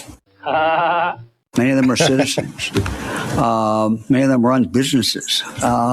We need to just not fixate on any population. And DeWine warns not to believe everything you read on social media. At the Ohio State House, I'm Morgan Trout reporting. Thank you, guys. Thanks for letting me know that. By the way, Trump put out a list of percentages of what communities are, how much of them are on benefits, welfare. And Somalian communities are over 70%. I believe it was 73% of the community, or I should say of the immigrants that have come here from Somalia are on government benefits. Well, I think Morgan showed a little bit of her colors in this little interview. Oh, yeah. A citizen investigator? Oh, she's a twat. You couldn't. She's got great boobs, though. Yeah. I guess she has. Yeah, she's but she is acting like a twat right here because she's no. He's a citizen journalist. He's an investigative journalism. He's an independent journalist. But you don't want to call him that because you're just because you don't want him bring him into your circle. Let's close the door and don't let anybody else in, Morgan. Yeah. And then, it's just about Somali, anti-Somali. You know what? Nobody has said anything about only check the Somali daycares. No, check all the freaking daycares, every single one. You know, I look at Morgan Trout, and how old do you think she is? In her late 20s? Oh no, I think she's in her 30s, definitely. Okay, 30s, but she's attractive enough. She can, but you know what? She's this leftist that went to college and got brainwashed into, being a leftist, basically. But she's got enough presence on camera. Right. She's 27. That she's 27. She can do what Nick Shirley does and probably be very successful if she was honest. Yes. And she's stuck in this working for ABC or Channel 5, yep. And she's mainly a Columbus reporter. Yeah, she's a State House reporter, yep. it's like, man, I look at her and I'm like, if she was honest about what really being a good reporter, she could really kick ass on social media and make a living that way. Start a podcast. She's got a little bit of recognition already, but no, she's an activist working for ABC. That's all she is. When you type in how old is Morgan Trow, it says her name and gives her phone number, which I thought was odd. Oh, I'm not sure if it actually is her phone. I'm not going to say it. Probably shouldn't have said that. Well, I mean, why is it on there? It's fastpeoplesearch.com. It's probably not her. It's probably like her work. I'm sure it's not her number. Maybe, but I was going to say at this point, I still can't get over the fact her favorite food is sumo orange. That alone makes her like a twat, but a commie or something. At this point in her career, with the connections she's made, she could go independent and probably kill it. If she's probably wouldn't have the access she does now, but it doesn't matter. I think she depends, but she already has the phone numbers, right? Maybe she won't get exactly access at first, but I think somebody like Nick Shirley, who had to start from nothing and just start, I think she could probably do even better. But so she basically they're saying what fraud, and some of the reports I've heard is. And this was, I think, Ohio.news reported this, that in the first hours of fraud, the Dewine administration found $20 million in fraud, daycare fraud. And so far, and those are reports, those are leaked. That's a leaked report. It's not an actual official one, but of course, they're not going to come out with that right off the bat. They're going to try to find some way to cover it up. And I thought, let's start looking into this daycare fraud in Ohio. And I found this next report. This is like a little bump, like a little advertisement for the news. And this is what they're saying about the fraud. Thursday, daycare centers making millions in taxpayer dollars, claiming they watched kids who may not have even been there. There's something seriously wrong here. 10 Investigates uncovers big trouble in daycare attendance tracking. Just want to ask you some questions about whether there's fraud going on. There is no fraud going on. And a state agency denying the problem. We've been telling them, it shouldn't take it ending up on television before they take it serious. 10 Investigates double dealing daycare, Thursday at 11 on 10 TV News. That's 10 News out of Columbus. And I pulled this up and I was like, wow, okay, let me look up this article so I can put it in the rundown. Oh, I can't. That clip was for 10 years ago. 10 years ago. I went, okay, 10 years ago. It's been 10 years. I started looking into how Ohio deals with, publicly funded daycares. And it's way better than Minnesota. Way better than Minnesota. And I think, well, I'm sure they've cleaned it up. No, I saw another report from 7 years ago, another report from 4 years ago, all the same kind of deal. It's different levels of fraud. Well, and to Dewine's point, there is always fraud. I don't think you can eliminate fraud completely. So to his point, I guess he's kind of right in that sense. But Ohio is, I don't think it's going to be, when they come down to it, it's not going to be anywhere near as bad as Minnesota. And a couple of those reasons, well, I just flew right past all my notes here, and my list of stories. So we got to backtrack. But anyway, there is a lot of things that they do now in Ohio that Minnesota doesn't do. Let me see if I can pull this up. Here it is, right here. They have random checks. They have yearly checks. They has comprehensive review process. And every time, some reports have said every inspection usually takes most of the day. They go through every piece of paper. They look at every in and out. And, when you compare it to Minnesota, it's way better. Minnesota was, as far as I can see it, is based on enrollment, not attendance.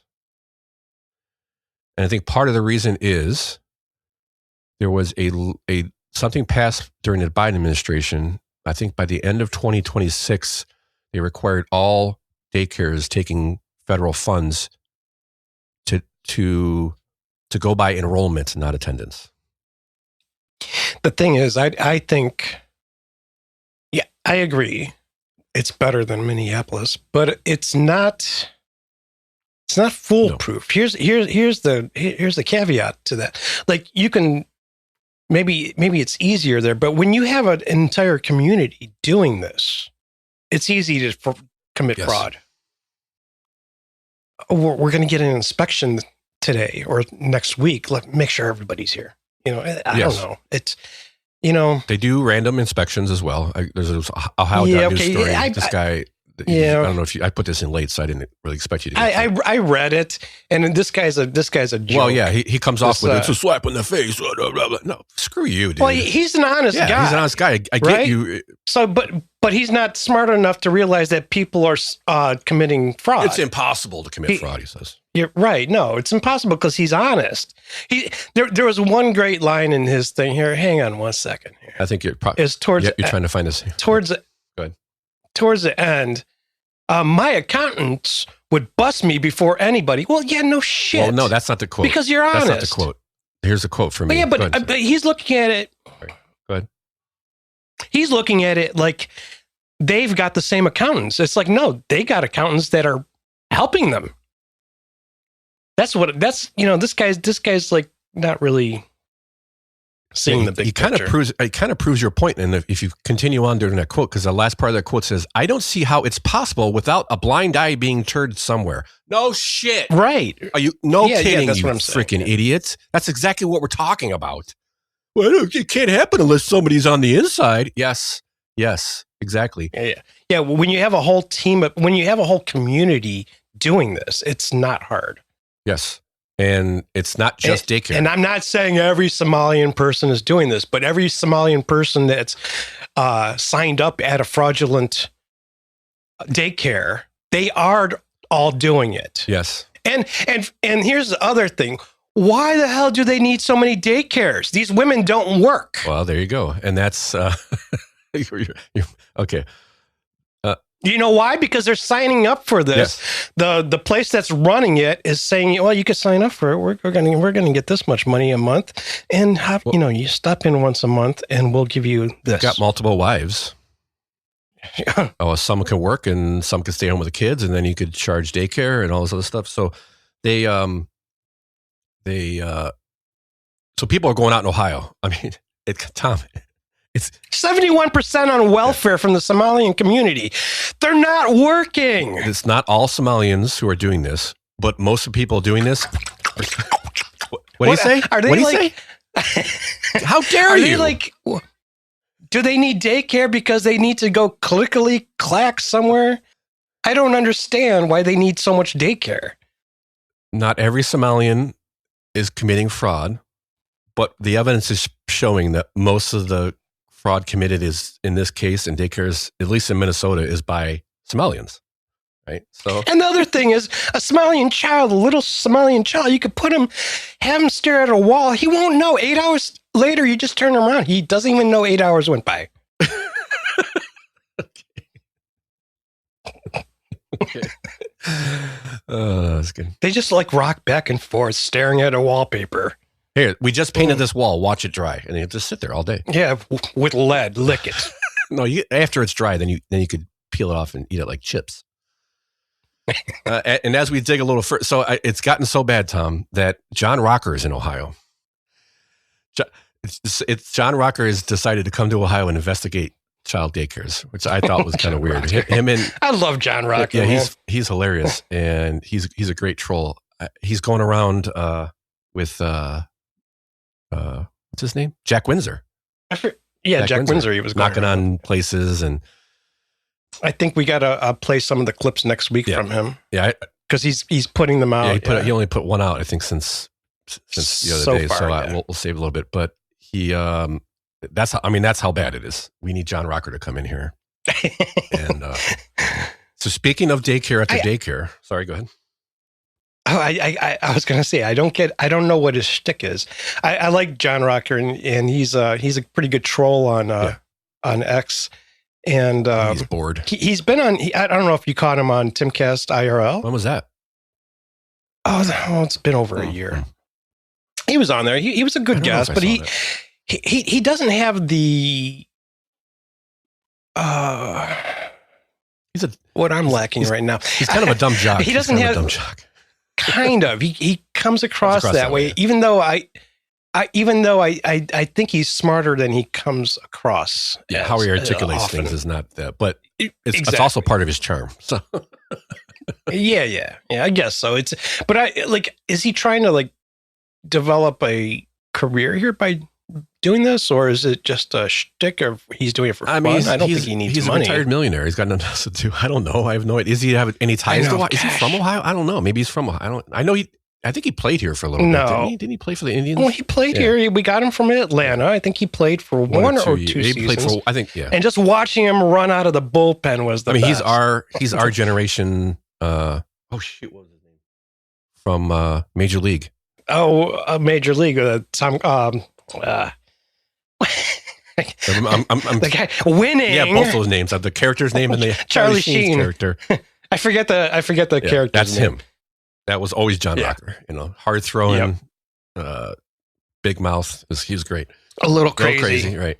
But speaking of daycare, you don't want to be in front of him. No. Daycare after daycare. So here's another one from this guy named Walter Kurt. And he's been going around with a couple people. They've been kind of visiting daycares. And I didn't look too far into Walter Kurt because I don't think he's from Ohio, this and that. But here, he found a pattern that I thought was interesting. So here I'll let him tell you. They're in Columbus driving down what they call, I think, Daycare Row or something like that, where there's just tons of daycares. But they saw a pattern they thought was interesting. We got a special surprise for you. Because it goes daycare, adult daycare, strip club. You can't make it up if you wanted to. You really cannot. Not even if you try. Is it like a Operation Somali Buckeye is in full force. Yeah, leave that last part. He calls it Operation Somali Buckeye. I'm going to pause right here real quick and say, because I skipped right past it. If you like what you hear, share the show with your friends. Subscribe to us. Subscribe to the show in your podcast app. And if you can, try to find me on X, because you never know. I'm disguised. You got to find me. Me love cookie. But check out the website, Cleveland. I'm reading my screen and seeing crookedrivercast.com. Check out their website. Check out the blog every Monday when the show drops. You can follow along with the blog. Check out some of our clips that are there. Check out the news articles that we're reading, that we're digging into, and share it with your friends. Send it away. Give us a review if you can. Really appreciate listening. Well, moving on. So it's not just daycare fraud. It's something we've talked about in the show. I think it was your representative or one of the representatives from Ohio who was digging into healthcare fraud, Medicaid fraud in Ohio. They found possible billions of dollars in fraud.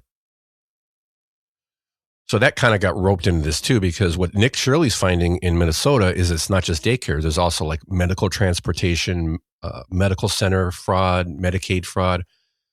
And it actually came up when I was on my trip, but if you have a sick parent or even brother or something like that, and they're on Medicare, Medicaid, they can put you as a caregiver and you'll get a check. And there's this attorney, I don't think I've ever seen her before. Mehek Cook? No, we've talked about her. Yeah. So she's been I think we've used her as a source. Okay. Before. She's been bringing this up for a while. Why don't, what's with this healthcare fraud? And it's just way too easy. There's not enough oversight. So she's been going around now with this new story, bringing it back up to light. She's been going around and checking it a little bit more and trying to figure out, hey, what's going on? Let's bring this to light along with the daycare fraud. And some of the things that I've seen, with Nick Shirley and a bunch of other people, it's not just here. It's everybody around the country is starting to do it now. If you want to look innocent, there's a way to handle a situation and a way not to handle a situation. I get, and to Dewine's point, I understand that you're not just going to be let into any daycare the doors should probably be locked in most cases, unless they have a foyer or something where they can lock a second door, so on and so forth. No one's asking Morgan to come in and film children. Nobody was asking to come in and film children. So shame on you for that. They are asking questions. When the doors are locked, it's during business hours, during school, and the doors are locked. The windows are all blocked off with like paper, some cases, and whatever else. No one's answering. No one's answering the phone. No one's answering the door. Oh yeah, and the sign's misspelled. We're the Leering Center. Something, they forgot the N. They call it the Leering Center. No, okay. They left the N off. And it was a quality Leering Center. It was the one that really hit. And when you get, then that's the other thing. I saw videos later on, like days later, of rappers going over there to do a concert for the kids, and they couldn't get in because there's no kids there, and so they started rapping and doing some stuff outside the door, where the Leering Center is. It was pretty funny. But so nobody's going in and asking to see the kids. And this pervert Nick Shirley. No, we're asking questions, and calling him a pervert is like calling him a racist. Is in my opinion. You're just deflecting. You're trying to be, trying to spin up your lefty friends, I guess. But Mehek, she's going to daycares, but she's also going to healthcare providers. So I think this is where you're going to find the fraud is the healthcare providers. Not as much, or you're going to find lots of fraud in the daycare, but I think it's harder to do it there than it is in the healthcare. But again, here's how not to handle it when someone comes to your door. So they show up at this building. It's just a plain old office building. And I think their numbers they throw out are like 30 healthcare providers in this one building. And as you walk down there, so the clip will start. They're in a hallway knocking on a door, and it's just got a nameplate on it and a piece of paper with some healthcare name of a healthcare company taped to the door. And that's like a lot of them that I saw were like that. It's just like this cheap. They literally printed a piece of paper, taped it to the door. So they're knocking on doors trying to ask questions. And I think Nick did this too in Minnesota. Like, hey, I need some healthcare. How do I sign up for some healthcare cost pricing? And nope, can't fill it. No, any paper to fill out? No. So it's not just daycares. So is he still a pervert when he goes to a healthcare center asking to get his 90-year-old grandmother signed up for Medicaid? I don't think so. So that's what Mehek is doing. And I don't think they have an actual camera on their hand. It looks like it's mounted to somebody, one of the people she's with two other gentlemen, 2 or 3. I can't remember. So I don't think but the guy does point out like, you've got a camera or something like that. So I think it's pretty evident that there's a camera there. It's just not in his hand. It sounds like I say that because, I mean, if someone comes to the door with a camera in their hand, I'm going to be a little bit standoffish, right? So here's how not to handle it. Okay, I'll start with this. This is Mehek, and again, they're knocking on the door. Someone comes to him and goes, "Hey, what are you doing?" And you'll see her reaction, and then what happens after that. How may I help you? Oh, are you with this? What's going on? I was just going to ask a couple questions about home health care for somebody in their 90s. We're not ready to answer questions. Okay. You're not taking patients? No, we're not taking patients. Okay. All right. So, to go. Okay. Thank you very much. All right. I just want to point out, stop it for a second. She asked a question. He said, I'm not answering questions. She said, you're not taking any more patients? No, you have to go. What does she do? Okay. Goodbye. They go to leave. Hi. What are you guys doing here? I'm asking about home health care services. Look, you're not asking home health care services. I know you. I don't think you know me. I know you. Okay, I'm Mehek. No, I'm not gonna shake hands. That's okay. That's fine. You can record whatever you want. Oh, I know. We're recording because I was assaulted. I know you are just spreading a lot of bunch of BS. What's the BS? You're talking about Somalis. I've seen it so many times in Fox News. I've spoken about the issue in Minnesota or Minneapolis in particular. Listen. I'm listening. Listen. I'm listening. You're from India. You're not a white person. I wasn't trying to pretend I was. Listen. Get out of our house. You're not supposed to be here.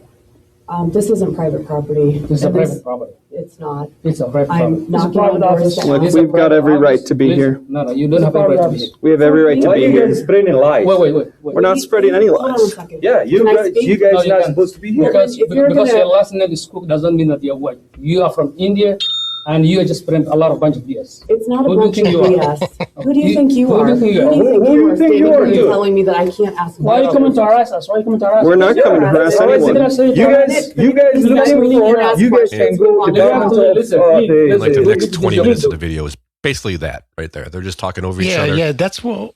And the arrogance in this video is listen, And the low IQ. listen, this is what you have to do. They said, you have to do this, and you have to go down and you have to do this. And she goes, and the guy goes, this is later on the video, the guy because the one guy, the guy who's calling her, which the question I wrote down is, does Somalia and India have a beef or something? What's this problem with India? Average IQ. You're Indian. You're not 68. white. If she was white, would it have been better? You called her a racist because you're brown.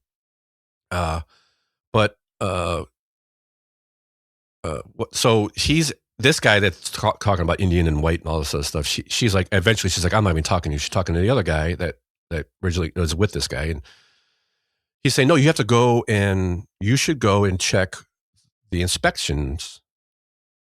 You should go check the inspections and how they do them, and that they show that even if we have a little, he's saying something like, if we have one missing timesheet or something, we get a violation. And she goes, we've done that. We've gone down there. No, you haven't. Stop lying. And she's like, well, what the, like the area, like, no, this is what you need to do. Well, we did that. No, you're not. No, you didn't. Well, what the? He said, why do you think there's 100% fraud here? She goes, I never said there was fraud here. Why are you saying there's fraud here?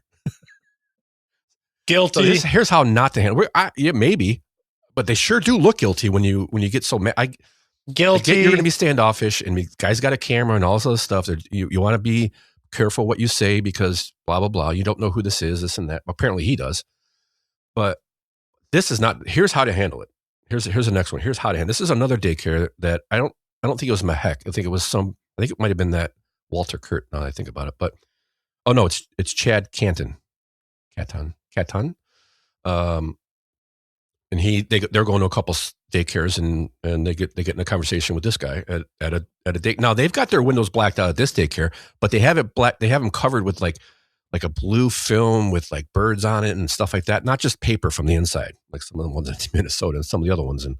But they're people there. They had just done an OAN interview in front of the daycare. We'll bring up like they saw kids going in and out, so they think it's legit. But here's how to handle it.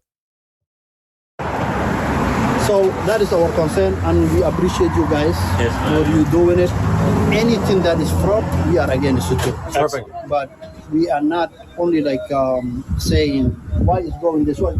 It has to go, which is something good. You guys are doing it. It has to The go. only thing I'm requesting, tell the truth. That's what we're doing. If anybody that you guys find it that they are not open their daycares, they don't have no kids, they are doing something wrong, turn it in. I agree with you. Yeah. During our interview with OAN, we saw multiple kids going out of here. We weren't saying anything about this one. It's just the time we had to do it. No, anytime.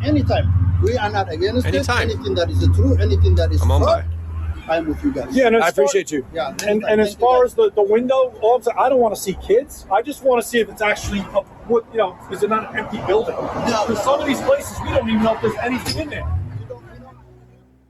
That's how you should handle it. Slightly higher IQ of 84. Yes, but still, even if you're committing fraud, you probably should. I mean, you look really bad. I mean, you're kind of pointing yourself out. So that is, that's that. I mean, that's what we've been talking about this for what? Oh my gosh. We got to move. So Dewine says no fraud, but I think he's going to eat those words, especially when it starts to come to healthcare fraud. Anything else you want to add to that, Tom? I think we talked about it enough.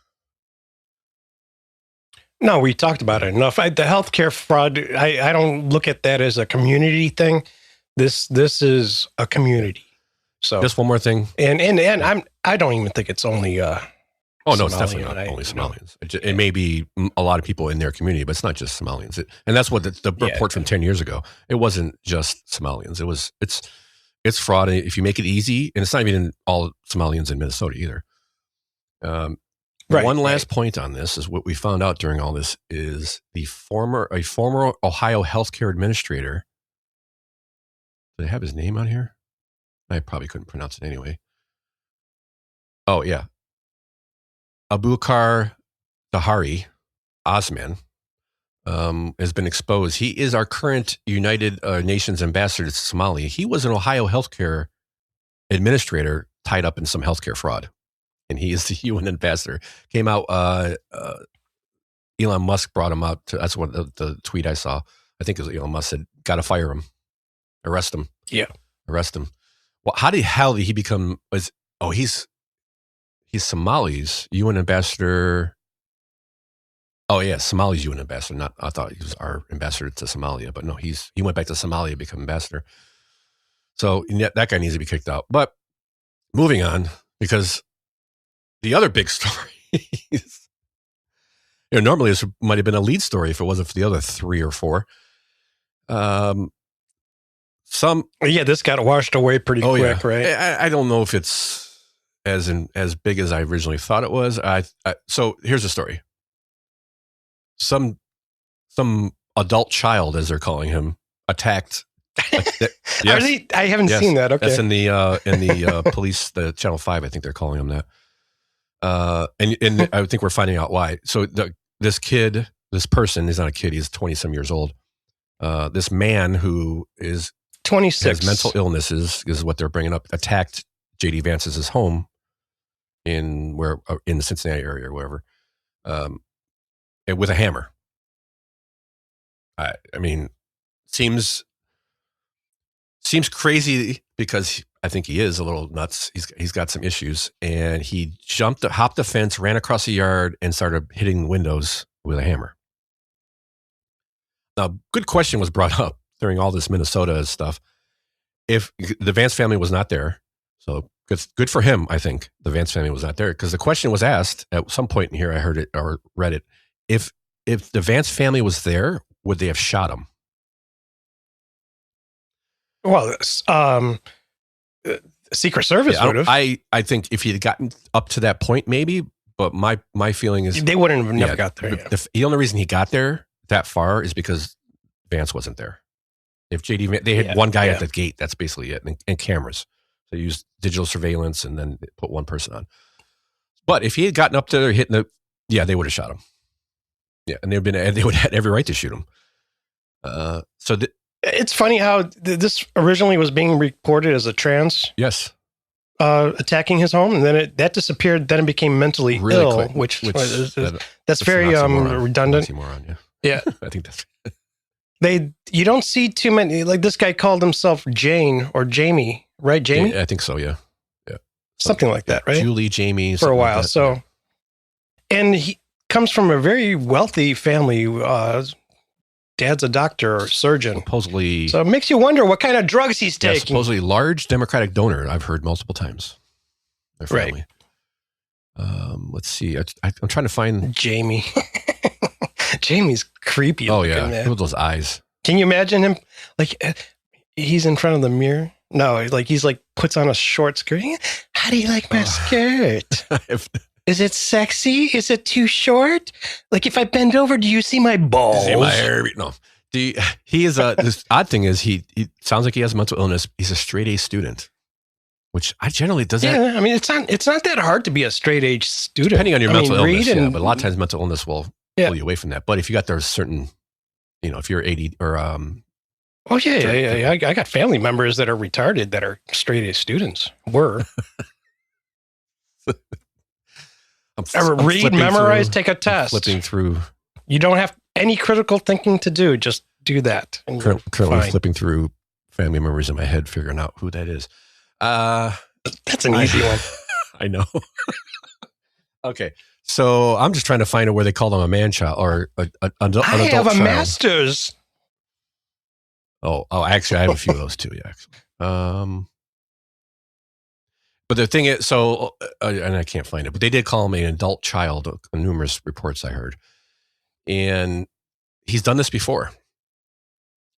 So my question is, yeah, he didn't he beat the crap out of some was it a car dealership or something? That was one thing, but recently, point is, when he went to court for this one, he went to court for two things, because in the last couple of weeks he did this to another business somewhere.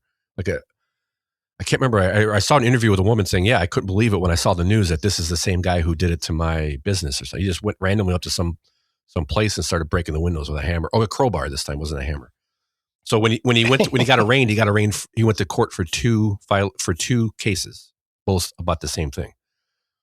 So I start looking at it going, hello, parents, where you been? At some point, it starts becoming your fault.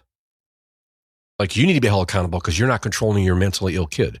And if he keeps getting out off his meds and vandalizing places or assaulting people in some cases, maybe you should start looking at it, because apparently he can't take care of himself and you need to take care of him, and maybe you should be held accountable at some point. Well, you know what? I bet you this kid was taking some kind of pills, drugs. Pretty sure they even mentioned that somewhere. I don't know, but yeah, I didn't read into this too much. But yeah, is he even their responsibility anymore, though? Lives with them? I don't know. I guess at a certain point, if he's that mentally ill, yes. I don't know if he was sentenced to a mental hospital. Right. So. Mental facility, I guess it's called, mental health facility, for 2 years. And if anyone has the chance to catch the mom speaking, his mom speaking, she did a pretty good job, except she said a prayer for everybody involved, including the Vance family.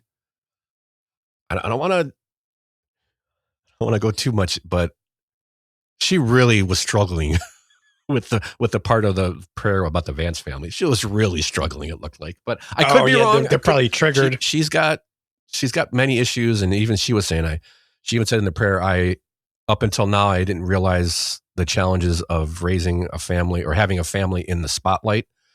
But there's a couple times she does this little, almost like she's getting the chills by saying, and the Vance family. So, but I mean, her lawyer probably said you probably should do that. So, can't imagine. Anyway, why this kid's messed up. Anywho, so yeah, I can. I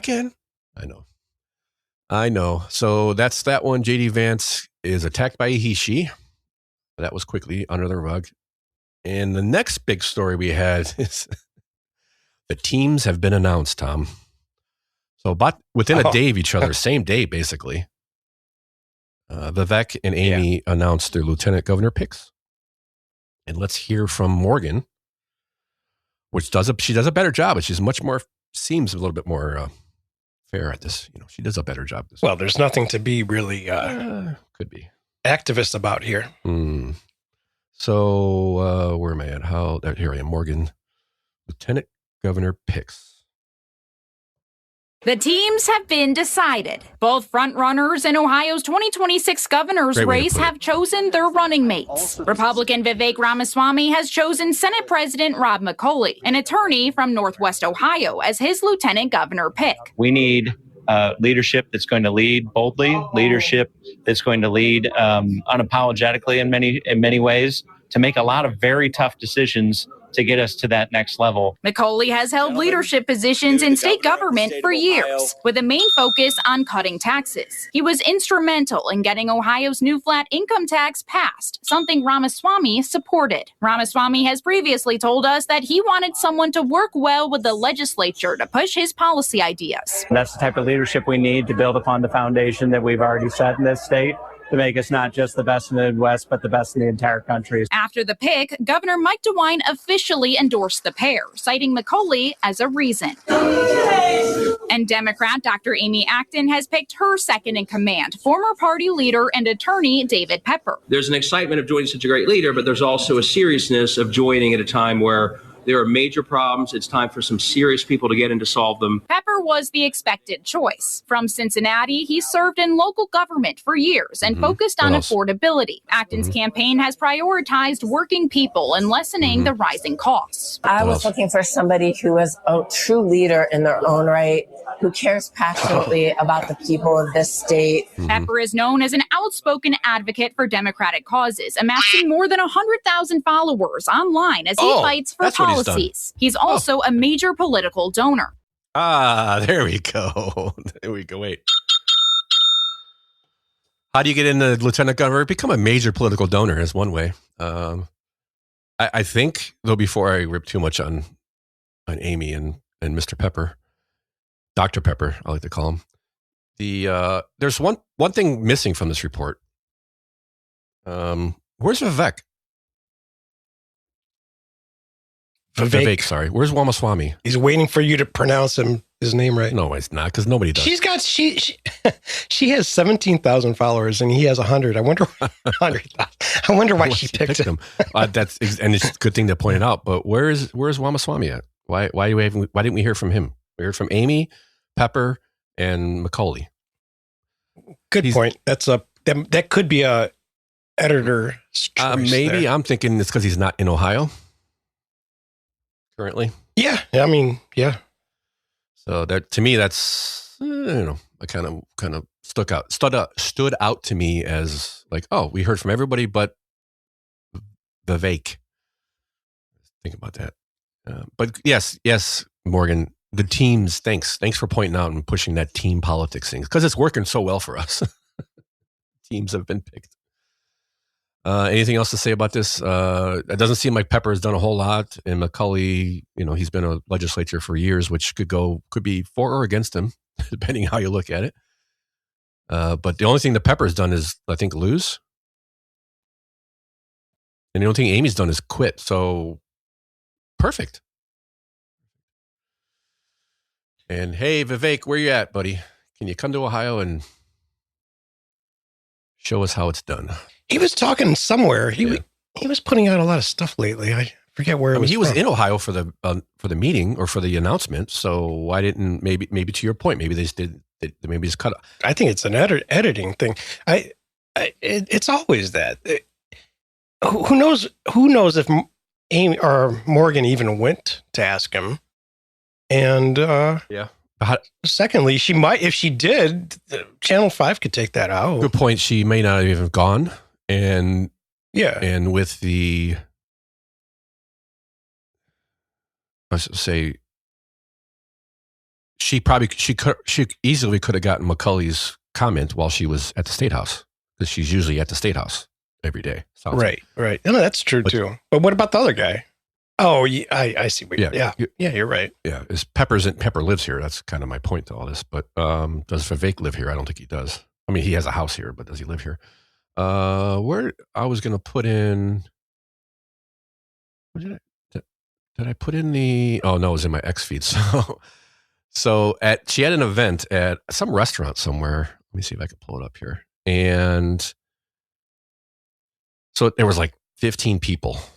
It looked like at this restaurant, and so I'm looking at it going, wow, that's odd. And then I'm on X, and this left-wing poster, I'll leave his name out of it because he's kind of a douche, but he brought up a good point.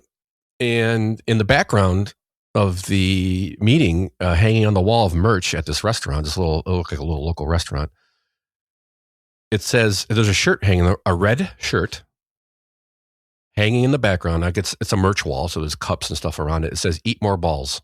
Pancake balls. Eat more pancake balls. So this guy posts a picture of it going, ideally speaking, and this is a guy who's supporting Amy. That seems like his choice. Ideally speaking, when you roll out your state's gubernatorial ticket to the masses, the advance team ensures that it's impossible for the leading candidate, quote unquote, I put that in there, to get caught in a picture featuring the phrase "eat more balls." And he shows a picture of Amy shaking hands with the pancake on the shirt crossed out. It says "eat more balls." But that was funny. Yeah. That gave you a good sign that maybe they're not doing their due diligence, but I probably would have taken that down. But pancake balls sound delicious. Clip that. So there's that. Anything else you want to say about that? No. While you're at it, while we had a little break, subscribe to the show. Tell your friends about the show. We really appreciate you listening. We're having such a good time doing this. Really getting into the nitty gritty of these stories and trying to bring out what we feel is the important part. And we really appreciate you listening. And share the show. Go to the crookedrivercast.com. Send us an email, crookedrivercast@gmail.com. You can find me on X. If you can. I don't think you can, but you can try. And share the show. And thank you. Go enjoy the blog that our webmaster puts so much work into. Doing a great job of it. Next on our list, Ohio lawmakers think that, well, speaking of low IQ, I should say, speaking of low IQ Ohio lawmakers, they think blimps are still a thing. Yeah. But when you see who's involved, you kind of makes sense to you. You see who these people. So there's a U.S. Representatives Emilia Sykes and Dave Joyce reinstate the Airship Improvement Research for Safety and Humanitarian Innovation Project Act. Now, what I didn't do, so let me get a piece of paper here, actual paper. So it is the Airship, that's A, Improvement I, Research R. The 4 is not capitalized, so we'll go skip that. S for safety, H for humanitarian, I, P, A. It spells Airshipa. I didn't think it would spell anything, but it actually spells Air, A-I-R-S-H-I-P-A, Airshipa. The Airship Act, I'm sure is what they're going to call it. Because the quote I pulled this story was from, our wonderful Miss Sykes. Speaking of low IQ, airships are not just a part of our history, they're a part of our future. What the hell? How are they part of our future? We've had them in Ohio for, 100 years, 50, 60, 70. How long has a Goodyear blimp been up? And before then we had, and what do we use them for now? It's a floating banner. Yeah, that's. I think so. What will this thing do? Here's the key. Launder money. The bill would allow NASA to launch research initiatives exploring how airships can improve safety, reduce noise, and environmental impact, and enhance resiliency in hard-to-reach areas. Hey, I need some food. I'm in a hard-to-reach area. No problem. We're going to send an airship. Just get a crew of like 40 people, a huge field with no trees around, and low winds. We're fine. We're fine. Great. We can get anywhere with those low IQs. Crap. Oh. I at first I was that like, was a fail, Tom. I'm sorry. I have to put it out there. I failed on that. What were you going to say? At first I was thinking, this was just a way to bribe NASA to stay. I think it's, or get them to move here. I should say the main office, because we talked about that early on last year.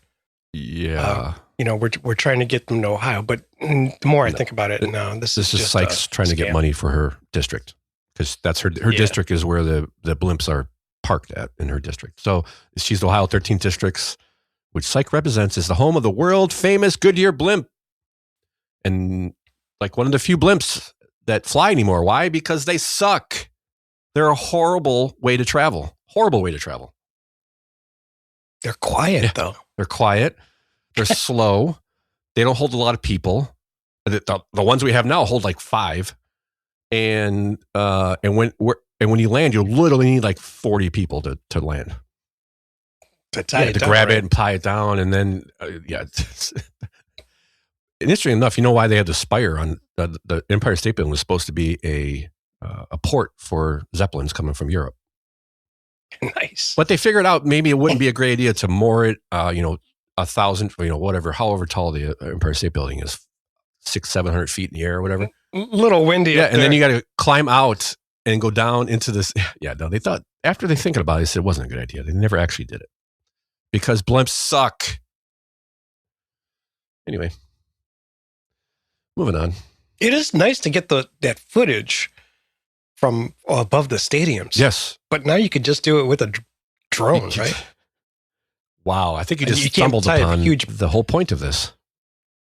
Why does Goodyear need blimps anymore when they can just, how much money, how much cheaper can our tires be if they get rid of the blimp program?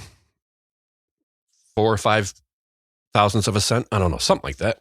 But you could imagine Goodyear to they really got to keep these stupid freaking blimps in the air. What a waste of money.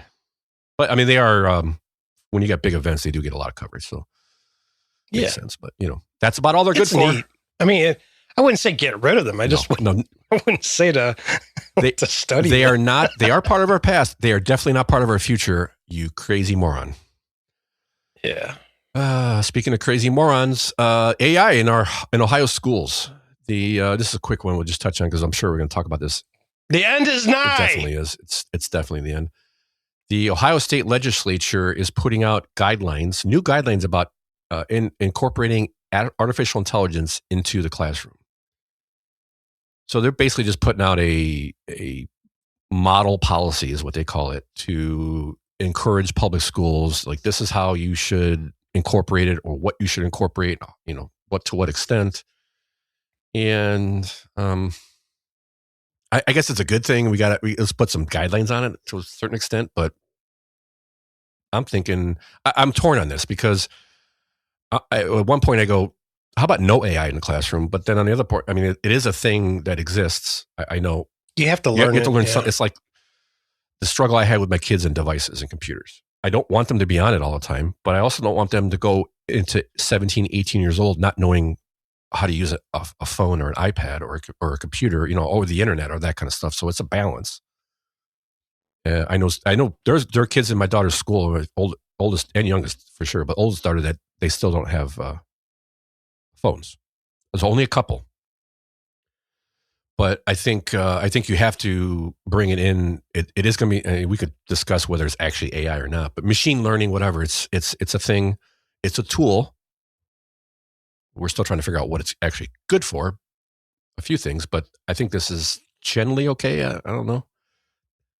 There's not a whole lot of details of what they're actually saying, but here, use AI. Train your replacement. Yeah, that's not in the report. If you listen to the report, they say, "Oh, well, AI can't replace a teacher." Really? You don't think so? Really? That's a good one. Considering how good the teachers are nowadays, yeah, it could replace them in a second. It could replace a lot of what teachers do. I think in a lot of cases it could limit how many teachers you have, but I think eventually you still need some human. Well, I don't think you can replace a great teacher, but I don't think there's many great teachers. Yeah. Overall, I should say. Yeah, just like everything else. So we're going to keep eye on that and see. Again, it's just a model. Pay attention. More importantly, pay attention to what's going on with your kids' schools because, for example, I think my daughter's French teacher hasn't given homework for 10 years. Or more, she said for a long time. And this is a few years ago. And the reason is because they can take it home and just translate it. So all the work is done in class because she can't trust the kids aren't going to cheat.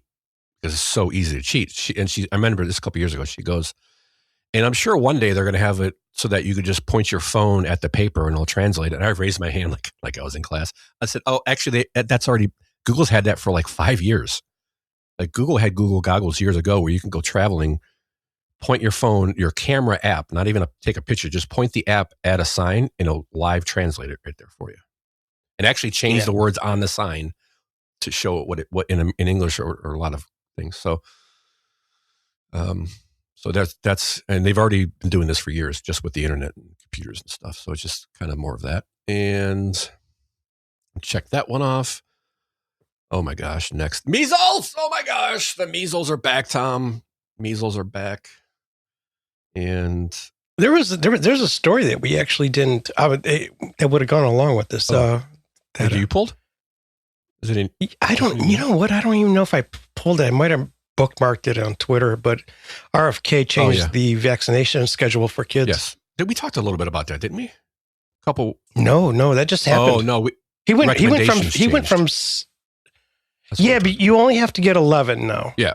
Oh, but if you want to get all the ones that no, which is good because it's going down from like 60 or whatever. Took away that. That's like cut them in half, basically. I think it was in the 20s. More, I think a little bit more than half. 20s, yeah. And you can still get the other ones if you want, but they're only recommending or not recommending, but requiring the 11. And which is a pretty big story. So the CDC's recommended vaccine for your children. It's I don't think it's recommendations, but like he said a couple of years ago, probably when he was running for president, I think when he was on Joe Rogan, it's like what he's seen is when you get on the recommended child vaccine list, it's literally like printing $1 billion a year.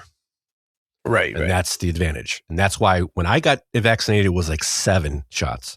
When my kids got vaccinated, it was well over almost 20, I think. I don't know if it was over 20 or not, but shots, but they have more than one vaccine. Shots. Yeah, you're right. It's not 20 shots. It's 20 vaccines. Because a lot of them, they're doing 2 or 3 at a time. You do one. A lot of times they would go in and do like 2 or 3 shots, but each shot was like 2 or 3 vaccines. And don't they? I mean, I don't know. I don't have kids, but aren't some of those shots like you get it again a few years later with the same vaccine? Yeah, there's a couple of them. There's 2 or 3. You have to do it 2 or 3 times to, because it works so well. You have to give it to them 2 or 3 times to. I'm. This kind of pisses me off because not obviously to JFK or anything like that, but because if I had kids now, if I had kids 4 or 5 years ago, I don't think I would have. They would not have been as vaccinated at least. Yeah. I would have cut it. I have. I work with people that say the same thing, that if they would have known more at the time. Yeah. With their younger children, they've been able. They have 4 kids, so like their oldest ones are, got all the vaccines, but younger ones aren't getting all the shots. I talk to more and more moms that are coming out and with glee saying, "Nope, my kids aren't getting vaccinated. At least not as much." I remember when a lot of people were taking this silly woman, Jenny McCarthy. They were, a lot of people were making fun of her, and now, look back at it. She was onto something back, and that's back in the 90s. I think late 90s, early 2000s. Yep. Yeah, basically ruined her career. She wasn't like huge, but she still had a career. I don't think she has one anymore. She did have a career. She could have had it. Could have been a bigger career. I think she's kind of talented. She just she's hot too. So she was. I don't know if she still is. She was. I mean, she probably still is, even in her elevated age. A little bit too much plastic surgery. You have that. You have that. So careful. There's measles. There's a couple cases, more than a couple, mostly from one family. And then I did a quick search. How many cases does Ohio average in measles cases? And they average a few a year. Yeah. Some years are higher. Some years nothing are lower. New. They do try to attach it to low vaccine rates, but again, I have to ask, if you're vaccinated, how can you get it? I understand. Well, it's not an immunity. The other thing is they're not like, not that they should, but it does make you wonder: are these migrants that are sick? You know what I mean? Are they illegal migrants like that just got sent over to some random community? I don't know. Maybe a couple of years ago, when they were flying people from the border all around the country. Exactly. Yep, that's good question. I think, but is the measles as bad as the super flu? Super flu now. Go ahead. Channel 3 says they have the answers on why this flu is so bad. So let's hear what they have to say. We're continuing to follow the latest numbers from health officials as flu cases across Ohio continue to surge. Hospitalizations have jumped from 745 to over 1,400 in the last week alone. In Cuyahoga County, the most recent data shows ER visits are at 479. That's up from 440 the year prior. Health experts say they are seeing more complications from the flu in children. So we're seeing kids with bacterial pneumonia, kids needing chest tubes. But right now, being in the trenches, it definitely feels bad. Like it just feels like there's a lot. While many have dubbed it the super flu. So to find out what makes this year's season so different and what can we do about it, let's go to senior health correspondent Monica Robbins over at Studio B, because you have a person that has the answers. Yeah, I do, actually. Okay. Yeah, this is becoming one of the worst flu seasons we've seen in a very long time, and a new variant is pushing this spread. And to learn more about what we're dealing with and what we need to do about it is Dr. Joseph Cabaza, a critical care pulmonologist at Cleveland Clinic. Thank you so much for being here. Thanks for having me. Everybody's on the edge of their seat. They want to know, first of all, let's talk about this super flu thing that they're calling it now. Is this flu different from other flus we've seen in the past? I think what really makes this flu different, that's getting all the attention and label, is that it's kind of mismatched and not as protected with the vaccine that we have going on. And it just seems to be more contagious than other flus we've had in the past. So that combination of more contagious and not as much protection, at least from infection with the current vaccine, it's getting a lot of attention, and deservedly so. So it's not the variant. It's the crap flu shot that you guys keep pushing on everybody. Get vaccinated! But my body, my choice! No, it's not. Wear a mask, Tom. I went for the trifecta. Wear a mask. But he's got the answers. So I'm going like, okay. So I didn't hear any answer. What he basically said is, no, it's not the variant. It's not the strain. It's not the variant of the flu. It's the fact that the flu shot sucks. And as we talked about, in a few shows ago, he's from the Cleveland Clinic, yet he doesn't bring up the whole fact of, actually you might be more likely to get the flu if you had the shot. But let's see. Let's go a little bit further and see if he has any more answers. Probably about over 90% of our flu A isolates, or even more, are this H3N2 subtype or subclade K, while there's a small percentage of the other influenza A as well as influenza B right now. So, that seems we know vaccination rates right now are hovering at 40%, which is typically kind of low, and if not less. And a lot of people are hesitant to get vaccinated. Does it make a difference if they do so now? Of course it does. So getting vaccinated now still can help you in this flu season. I don't think we're anywhere near our peak, but it's not going to help you within the next 2 weeks. It's going to take about a couple of weeks for the immune system to kind of build up the defenses and the army specific to the vaccine when you get it. Answers. But after those 2 weeks, there's still going to be a lot of flu in late January, February, and even tailing into March. So there still is a lot of protection that can be obtained. And even with the mismatch, I think a lot of patients are asking me, well, because of this mismatch and not having protection against this new variant, does that mean the vaccine is not effective? It means it's just not as effective at preventing infection altogether. But definitely when we look at studies from the UK and other countries, there are signals that suggest it's going to help keep people out of hospitals, or at least minimize the severity of illness. And that's really extremely important. There's evidence that suggests it might lessen your that flu shot really sucks this year. Talk to your doctor, people. That's the key here. You know what? Just stay healthy and take some vitamin D. Just lose some weight. You'll get healthier. The flu won't hurt you. The biggest comorbidity to flu and COVID and all that stuff? Fat asses. Weight, right?